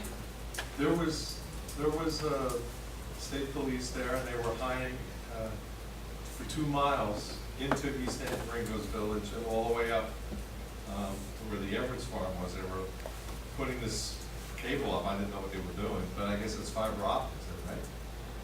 Well, look, it may well be that Cross River has decided to go ahead and hang the dark fiber without our consent. Well, they probably did it then because they were there Monday, Tuesday, and Wednesday. Yeah. Look, the whole town's fiber optic or whatever they're doing. Well, the dark fiber is not for East Amwell. The dark fiber is for businesses. Well, I understand. And the type of businesses that use it are not the type of businesses that we have in East Amwell. I mean, it's possible there could be 1 or 2 users in the township, but it was really set up for the type of businesses that we don't have here. I don't know for sure, but a couple of people reached out to me and said they're hanging this. They think they're hanging the dark fiber, so they may be doing it without our consent. I'm not sure that they ever needed our consent, quite honestly. I should have taken a picture of the truck because it was the subcontracted telecommunications truck that was doing it. And you probably can contact the state police because they were with them every day. One cruiser with the lights on behind them, one cruiser with the lights on in front of them. And they had closed off one lane on John Ringo Road for at least a good 3 hours. Look, if they're hanging it, they're hanging it. I'm not sure there's anything realistically we can do. We're not going to take them to court, and I'm not even sure that we could win, because I think... Just make their life visible too, you know, the problem is we don't have a budget, a legal budget to, you know, to do that. We have to, In fact, they were there again this morning. so they might be just doing it. I'm not sure, but they might be let's just not doing it. jump to the conclusion that it's them, first of all. Right. So someone is doing it. Right. My concern when I heard this was that there's been a recent published report, it's in the correspondence from the BPU regarding the results of the assessment of the storm damage. And one of the specific directives from the BPU to the power utilities is to assess the viability of the poles and the strength of the poles.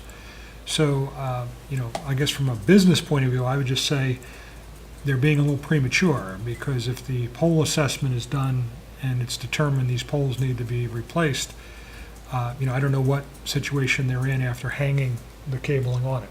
Or if the poles come down because of weather and they had done it in advance or prior to an assessment, that's the risk they take in terms of litigation. So it's unfortunate that we haven't heard back from the fiber company on our request that we made, but it is what it is, as you say. So I'm not sure if there's anything more to add. I don't think there is at this point. Okay. I think we had an update regarding the Landis burial ground. Next item. The Landis burial ground is, it's an interesting burial ground. I talked about it before. It's behind the Kirkpatrick Church. The goal would be for East Amwell to effectively annex the burial ground and then hopefully get a right-of-way over a particular piece of property and clean up the burial ground. It does have historical significance. I've been back there with John Allen. It's really neat back there. I should say interesting, not neat in terms of it needs a lot of cleaning up, but it is interesting, very interesting. We had a title search done. We got the results a few days ago. I need to go through them. But that was the first step. The second step is to try to locate the owner, to do a publish, try to locate the owner, which I'm sure won't happen. Nobody will respond. Then we can go to court and have the court basically award East Amwell title to that parcel. It's a relatively small parcel. It's not a big piece of land. And then once we have title to the parcel, we would work on getting an easement across a particular piece of property. John and I have our dream easement. Whether we get our dream easement or not, I don't know, but we have a dream easement that we'd like to get to go back there. Assuming we get an easement, which I'm confident we will, because New Jersey has laws that basically prevent properties from being landlocked. So I think one way or another we'll get an easement. Whether we'll get our dream easement or not, I don't know. But one way we'll get access. And then once we get access, we were going to get a group of volunteers. I have a tractor, and we were going to go back there and clean that place up. I figure with a group of volunteers, we could probably clean it up in 3 or 4 days. And then it becomes another one of our historical gems in East Amwell. We don't have a lot of money to throw at this, which is why we want to get volunteers to help clean it up. And we found somebody to do the title search for $750, which was half of what Cortez and Hay wanted. So we got that done on the cheap. I'll figure out some way to get the legal work getting us title done on the cheap. Hint, hint, Carl.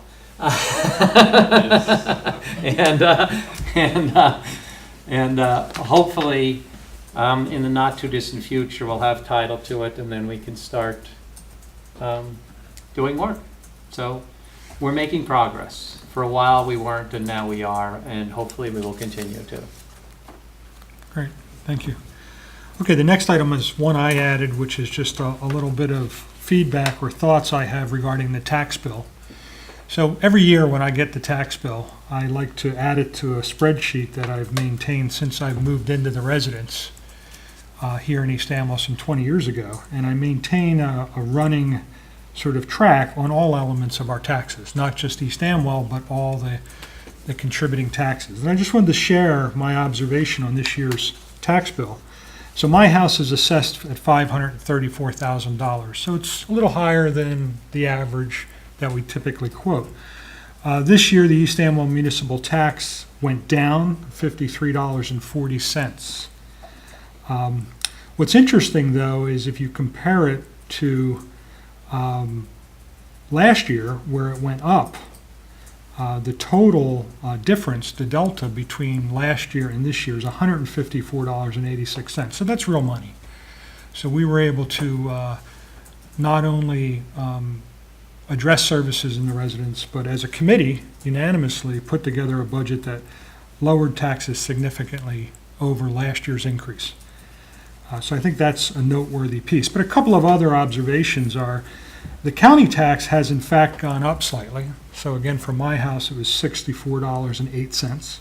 I know the freeholders have done a lot of work to maintain it very flat, but it did result in a minor increase. The open space taxes for both the county and East Amwell remain flat, which makes sense since they're by referendum. More concerningly, though, is if you look at the school taxes, both East Amwell school tax and the Hunterdon regional school tax have gone up. $16.02 for the East Amwell school and $69.42 for the regional high school tax. Now, I'm not in any position to comment as to the effectiveness or efficiency of those governing bodies, but I will say that the state has passed legislation that essentially redistributes the school money, and we as a community at the county and local level are feeling that. So a lot of this is derived from the state.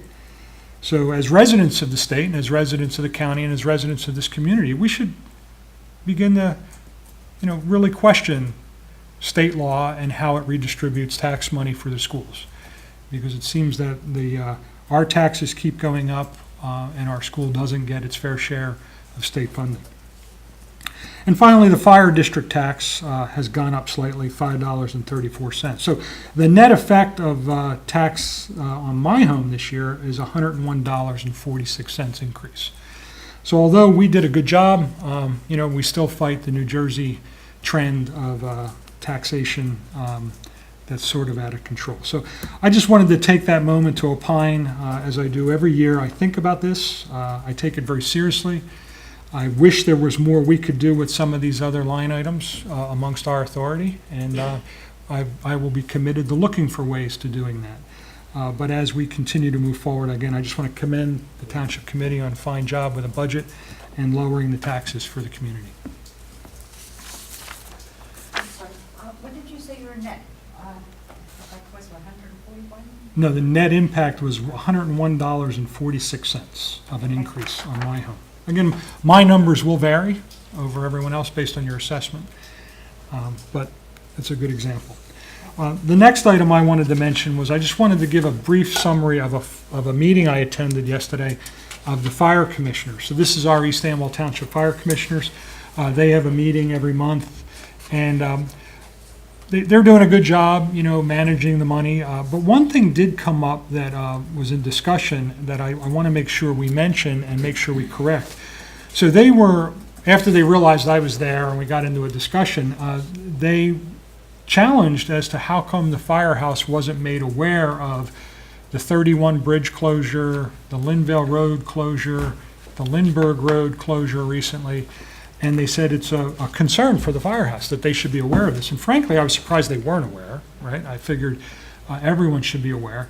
They weren't aware of our listserv. So one thing I committed to doing was having the fire chief's email address added to our listserv. So I'll send that to you, Terry, but it's chief@amwellvalleyfire.com, I believe.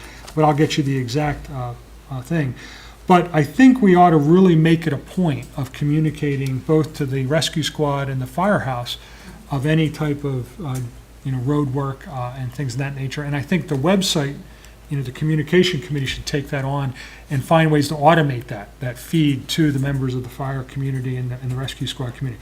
So I just thought that was kind of an interesting observation. It kind of, hit me. I couldn't imagine they didn't know, but, frankly, a lot of times we learn things like that we learn what we don't know, is that other people may not know what we know. So I think we all ought to work harder at doing that. Yes. We had that DOT meeting here today, and I was not aware of it either. Yeah. John brought it up to the DOT people. Had he brought it up previously, I told him it was on the website and Yeah. everything, but it is, it's a matter of communication. Yeah, I think, If one person goes and goes. As a mentor of mine always said, the phone rings two ways, right? And communication is a bi-directional process. But we can't assume because we know something that others, just because we put it out there, they know.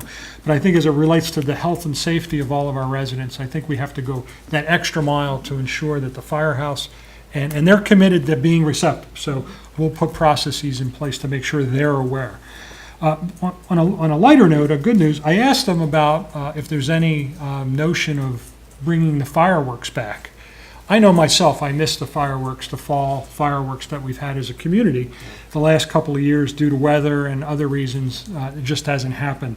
The fire department really has moved on to the beef and beer, which doesn't allow for the fireworks, but they were receptive to partnering with our recreation committee. And so what I'd like to do is challenge our recreation committee to work with the firehouse and see if for next year, 2019, we can find an event where maybe the viewing is at Clausen Park. Folks can gather and view the fireworks that would be displayed, and the firehouse will participate because they need to be there in case there's any fire or fallout from a fireworks experience or disaster. But I think it would be interesting. So they're receptive. They invited us to a meeting, so I'm going to go on September 6th to the fire department's meeting. The commissioners deferred me to the fire department, so the fire department's meeting is where they would discuss that.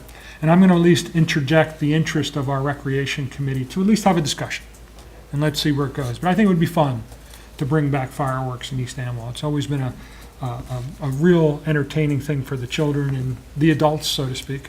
I know I like them. And Allison said she'd go with me. Good. So Allison will go. A challenge. Yeah. Again, I'm not sure where it'll go, but I just thought, we could budget it in, whatever it takes, and make it an event as part of our recreation events for 2019. So those are, One more. oh yeah, one more, bike rallies. For the library update? Oh, yes, and library update. update. Why don't we do bike rally first, Okay. and then we'll do a library. So another item is bike rallies. Rick, why don't you take the lead on that, but I do have some thoughts that I'd like to interject too. There was a bike rally recently at the East Amwell Township School that no one here, as far as I know, was aware of. We didn't know. Terry didn't know. As far as I know, the committee didn't know. It created a lot of traffic issues, and we received some complaints from residents, some very significant complaints, and they were all consistent. And I can understand that because if you have a bike rally that's originating in East Amwell, you're going to have these big waves all together. They're not spread out like they would be if they were getting here 20 miles into it. So I have no reason to believe that these complaints were at all exaggerated. I could only imagine what people were dealing with.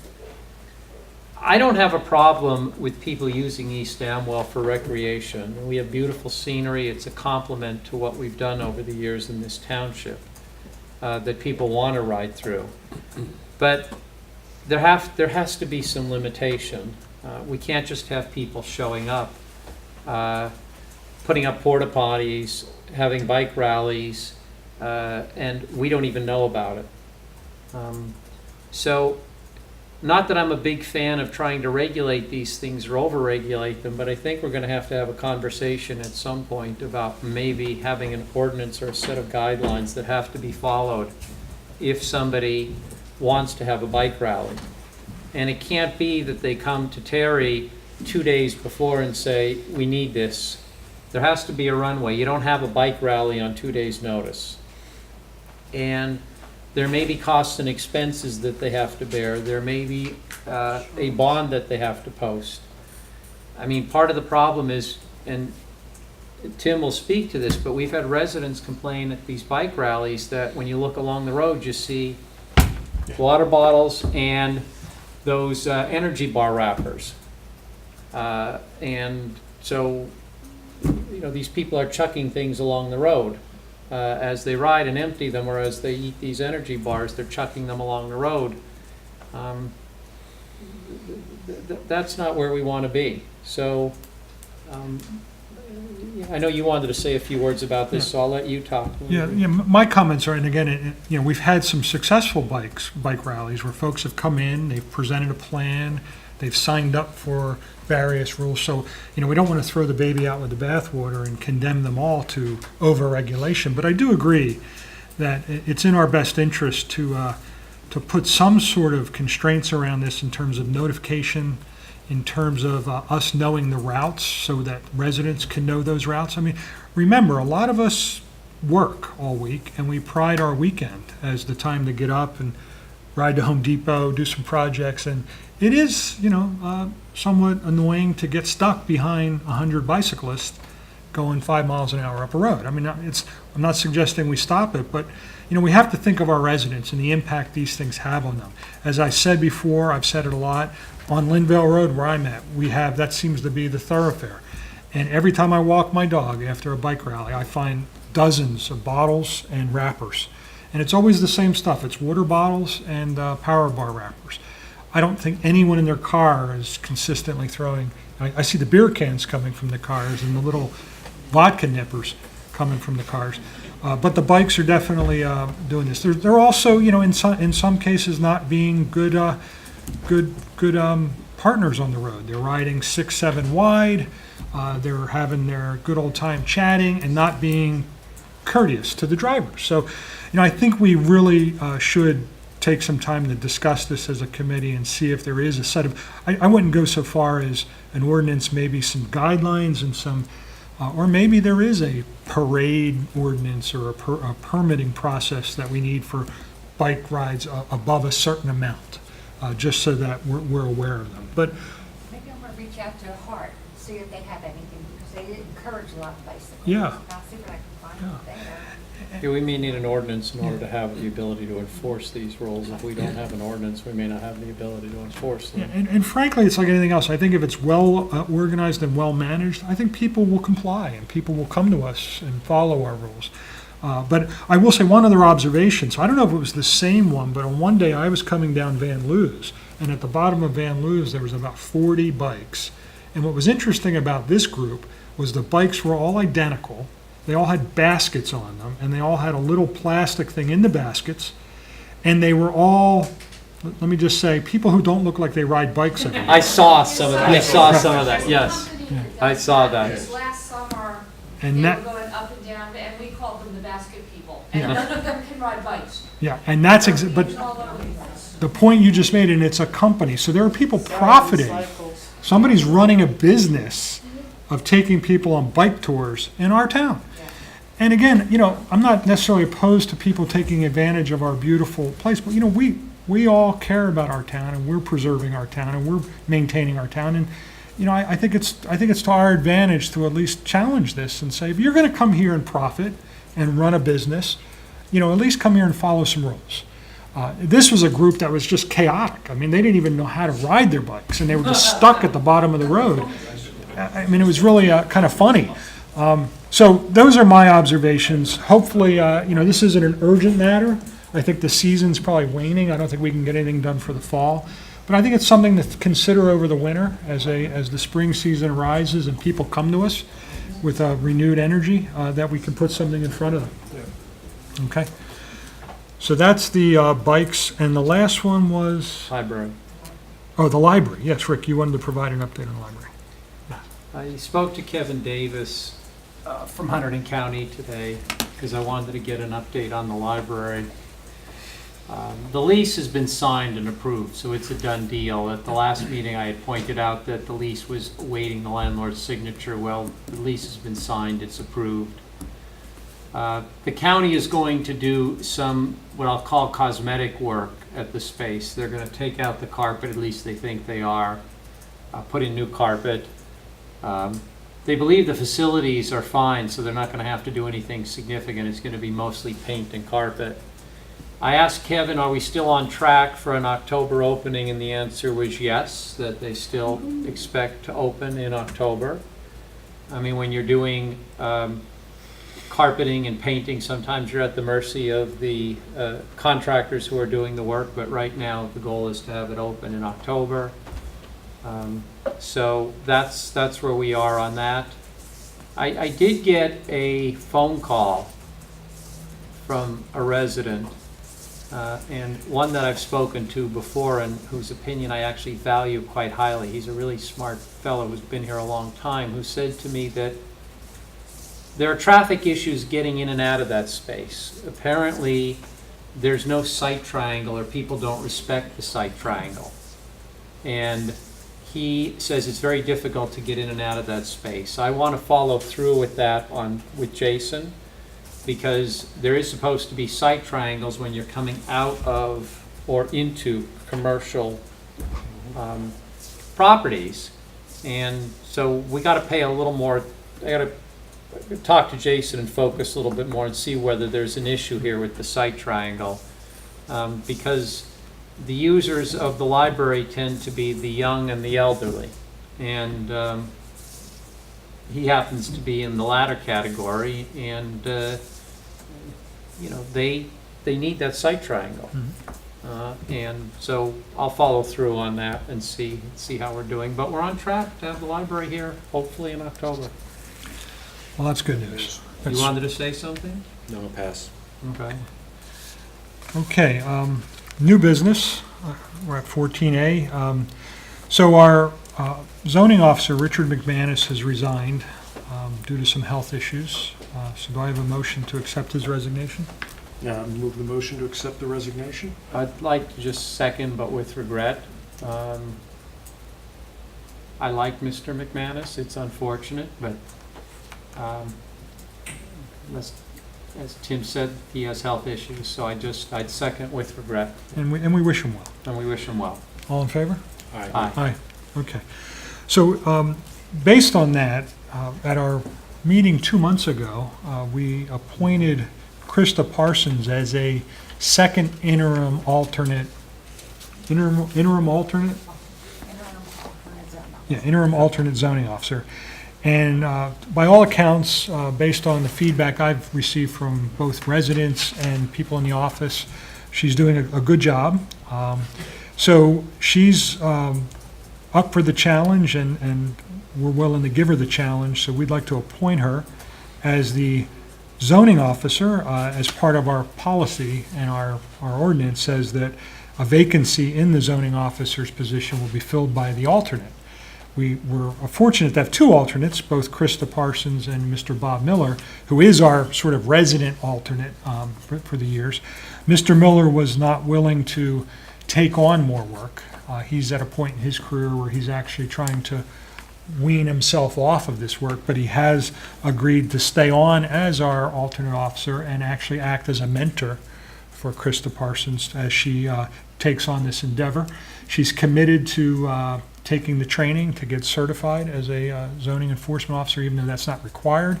It is a good thing. She's done 2 of the classes. She'll complete those hopefully this fall. So with that, there's a resolution in your packet to appoint Krista Parsons as the, let me find it.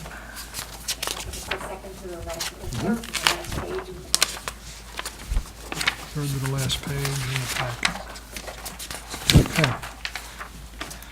So it's a zoning officer appointment. I won't read the whole thing. It's in your packet. There's a lot of whereas clauses, but it stipulates some conditions. Some of those conditions are that she'll be on a probationary period, which is part of our ordinance. So that continues. It will start as of this appointment. It's also an annually appointed position, so that it's possible she's not reappointed for this position, and that's at the discretion of the Township Committee. And it goes on to talk about that she will participate at least 6 hours of time available to the public, which is our normal standard for our zoning officer, but also she'll put in all the additional time required to fulfill the duties of the role in the office or outside of the office to get the job done. Again, she'll pursue the training. And finally, she'll be earning the low end of the range or current range for that role, $13,300. So do I have a motion to approve this resolution? I'll move the motion to approve the appointment of zoning officer Parsons. I'll second. Okay, is there any discussion? Any I've comments? met with her once. She seems very personable. I think she'll be a good addition. Okay, good. Yeah, I'm very happy, and so is the folks on the planning board and also some of the residents that have interacted with her in the construction office in West Amwell. So there just seems to be a good relationship there. So I'm real excited about this appointment, and I know Krista is also. So with that, all in favor? Aye. Aye. Okay, great. Okay, at this point, we're open to the public, and I do take Francis's commentary to heart. It is late. This meeting seems to just have taken a lot longer than I think we planned, so there is a second open to the public, but I think in the future, I do like the idea of thinking about an open to the public. We'll think about that, so. Okay, we're open to the public? Yes, Francis? One of the few remaining public. Other than Allison, she's always here. Anyway, still Francis Gavigan. As far as the bicycle tours, does anybody here know that there's going to be a Sourland Mountain Tour on September 8th? Has anybody contacted you about that?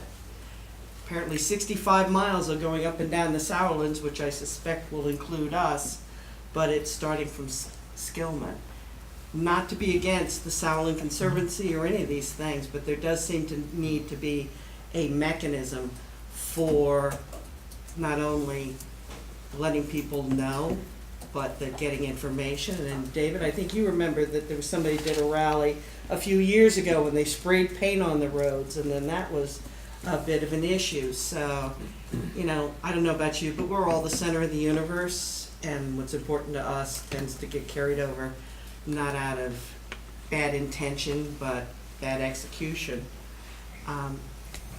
I have seen, and I think I mentioned here several months ago, about the bike tour people. I think it's the Basket Lady, and they follow them around and fix them and all of that stuff. And that is multiple tours on the weekends, pretty much every weekend. It's a person whose business is people come, they get a bicycle, they get one with a basket, and the people that you were just talking about, and that's become a business, and it's occurring here in East Amwell. I saw them with their vehicle at the bottom of Runyon Mill Road one day, and they go around and they do this stuff, and they get to the top of the hill by me, and they think about they're not going to die and all of that other stuff. But some outreach either through the VIP or through some of the other local bicycle companies, like there's one that's in Hopewell who may be part of this, to let them know, thank you for coming to East Amwell. Tread lightly, respect us. A couple days ago, I pulled into my property, and these people just pull onto it, don't say hi, whatever. They're there for 5-10 minutes, drinking their water, doing their stuff. I didn't notice whether or not they threw stuff. But there is a certain subset that is rude as hell, and they're going to get people killed. And sometimes it is the people that look like they ride all the time, because you know more about them from their latex pants and everything else than you'd ever want to know.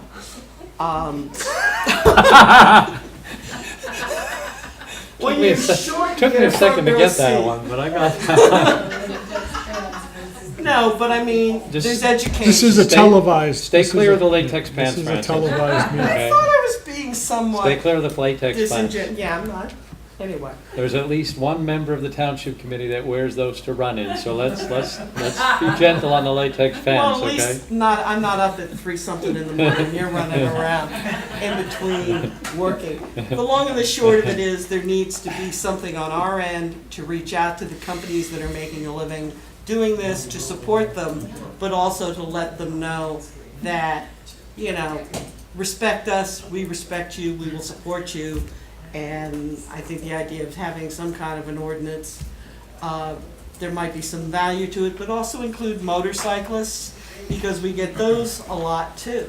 And those, you know, you'll hear them at the rallies or just the Saturday, Sunday warriors that come flying around, and especially where I am, where they haven't lowered the speed limit or are likely to. There's a nice steep incline, so you can pop a wheelie and be a fool. You know, so there is work to be done, and, you know, some education, and, you know, it'd be interesting to see if someone either reaches out to the Sauerland Conservancy or to see about this September 8th rally. It may or may not be, but it's starting in Skilmer. I can send you a link. Okay. Anyone else? Yes. Alison Castellano, 9 Pro Court. Just to add to that briefly, if you remember, we had the woman that came here in early in the year. What they were doing, I think in Flemington, they were a Jewish community bike ride they did, and they came here and they did the right thing. They came here, they presented, they told you what was going to include. They had signs out definitely on the school property, and I'm sure everywhere else. They did it the right way. And you know, having done the colour run last year and the organisation that we go through for that, and I know we closed the road down, so it's different, but you know, the quantity or the amount of bike riders that were out there for this ride the other day were huge. And you know, in the same sense, for when we did the colour run last year, we had to jump through quite a few hoops to get the okay from the county and everything else. We have to provide the route. You have to send them the route. You have to send a certificate of insurance. So, you know, and we did it for the first time last year, and it was obvious to us that we'd have to reach out to the township and the county. So I think we're going to battle that a little bit as well. You know, there are groups out there that want to run these big events. They know they're ducking under the radar and trying to make them happen that way. But, you know, I guess we can just put things in place. And Sorry, we'll do that. Did the school know they were using that as a staging place? they did sign off a facilities use form at the school for a staging Because there location. had been one in the past, several years ago, the school notified the township, so I'm surprised that they would not have notified us to let us know. I have a feeling, I mean, you might want to reach out to the school and see if you can look at and talk to them and see the form, because I have a feeling they didn't fill out the paperwork as extensively as they should have done when they sent this form in. Because I don't think the school were expecting that to be the size it was. Look, we're gonna have to develop a form. People are gonna have to fill out. We'll put it on the new webpage, so it could be filled out on the webpage. And we're gonna have to decide what the township wants from these people, and that may depend on the nature of the bike rally, whether it's originating here or passing through, because to me, there's a big difference. When it's originating, you're gonna have traffic issues.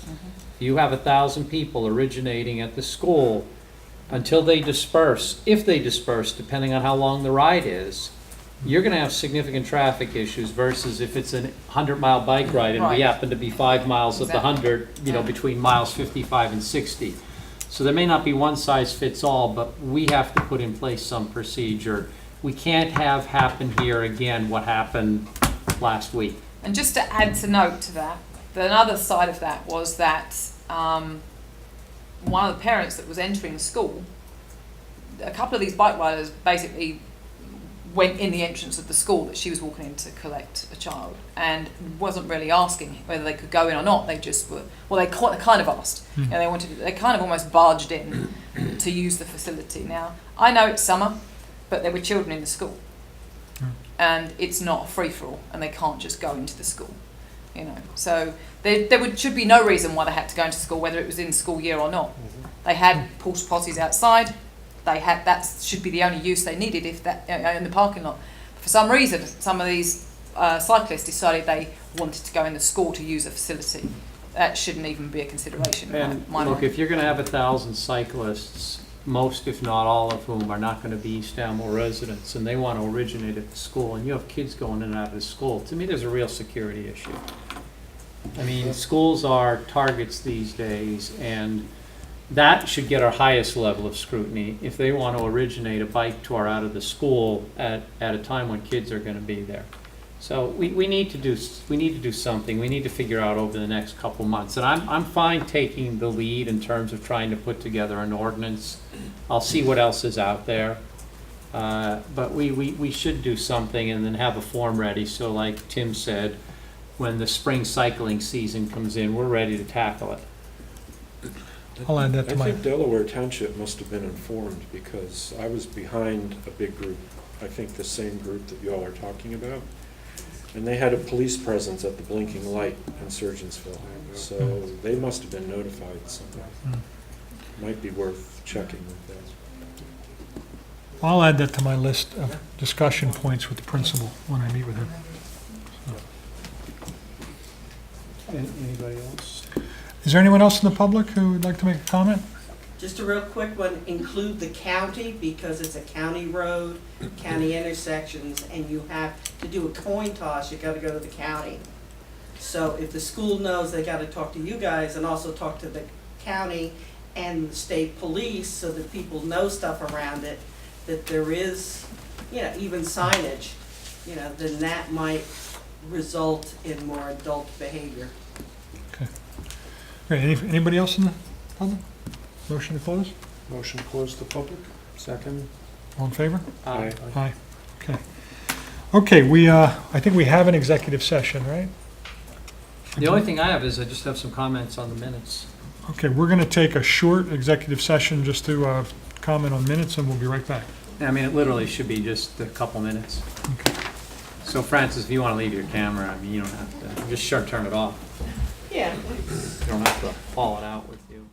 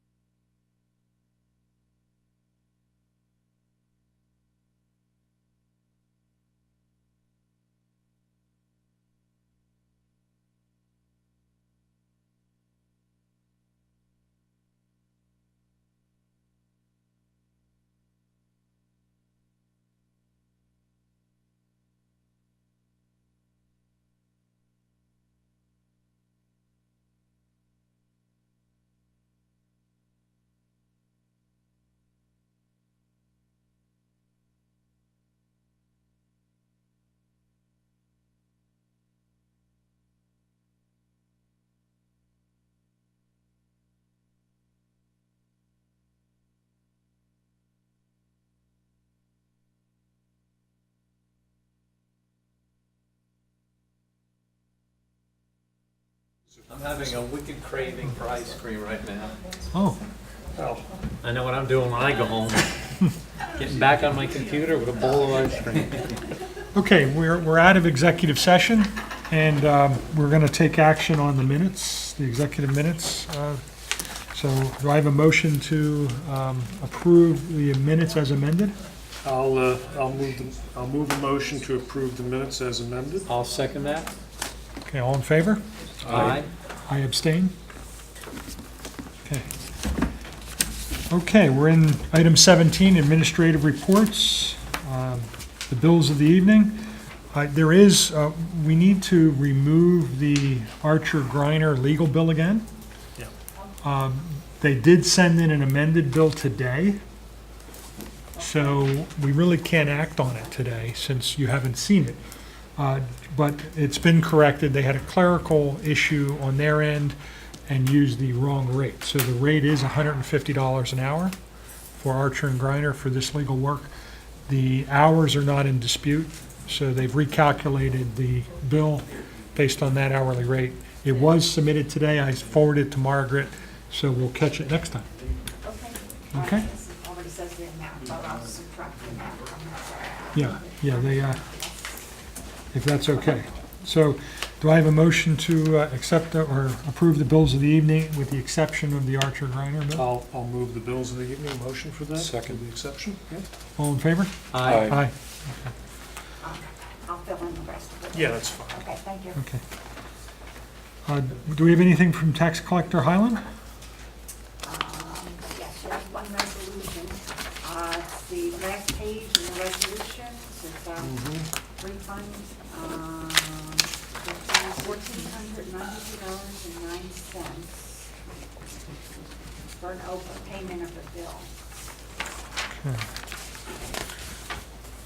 Treasurer is authorized to prepare a check in the amount of $1492.09, and that check is to be signed and mailed to some trustees regarding the Lipka matter for overpayment. Okay, do I have a motion to I'll move the approve that resolution resolution? for the I'll second it. Okay, all in favor? Aye. Aye. Okay. Municipal clerk's report, you've all seen that. DPW Silverthorne's report, you've all seen that. State Police, I don't know, I don't know if I saw a report in the file for this month. I didn't, Even yesterday, It was Yeah. in share file. well, I reviewed share file late or really early yesterday morning, so it's possible I didn't see it. Okay, that's out there. West Amwell Township Police report and the construction report. we didn't see a construction report. She didn't tell me this. Okay.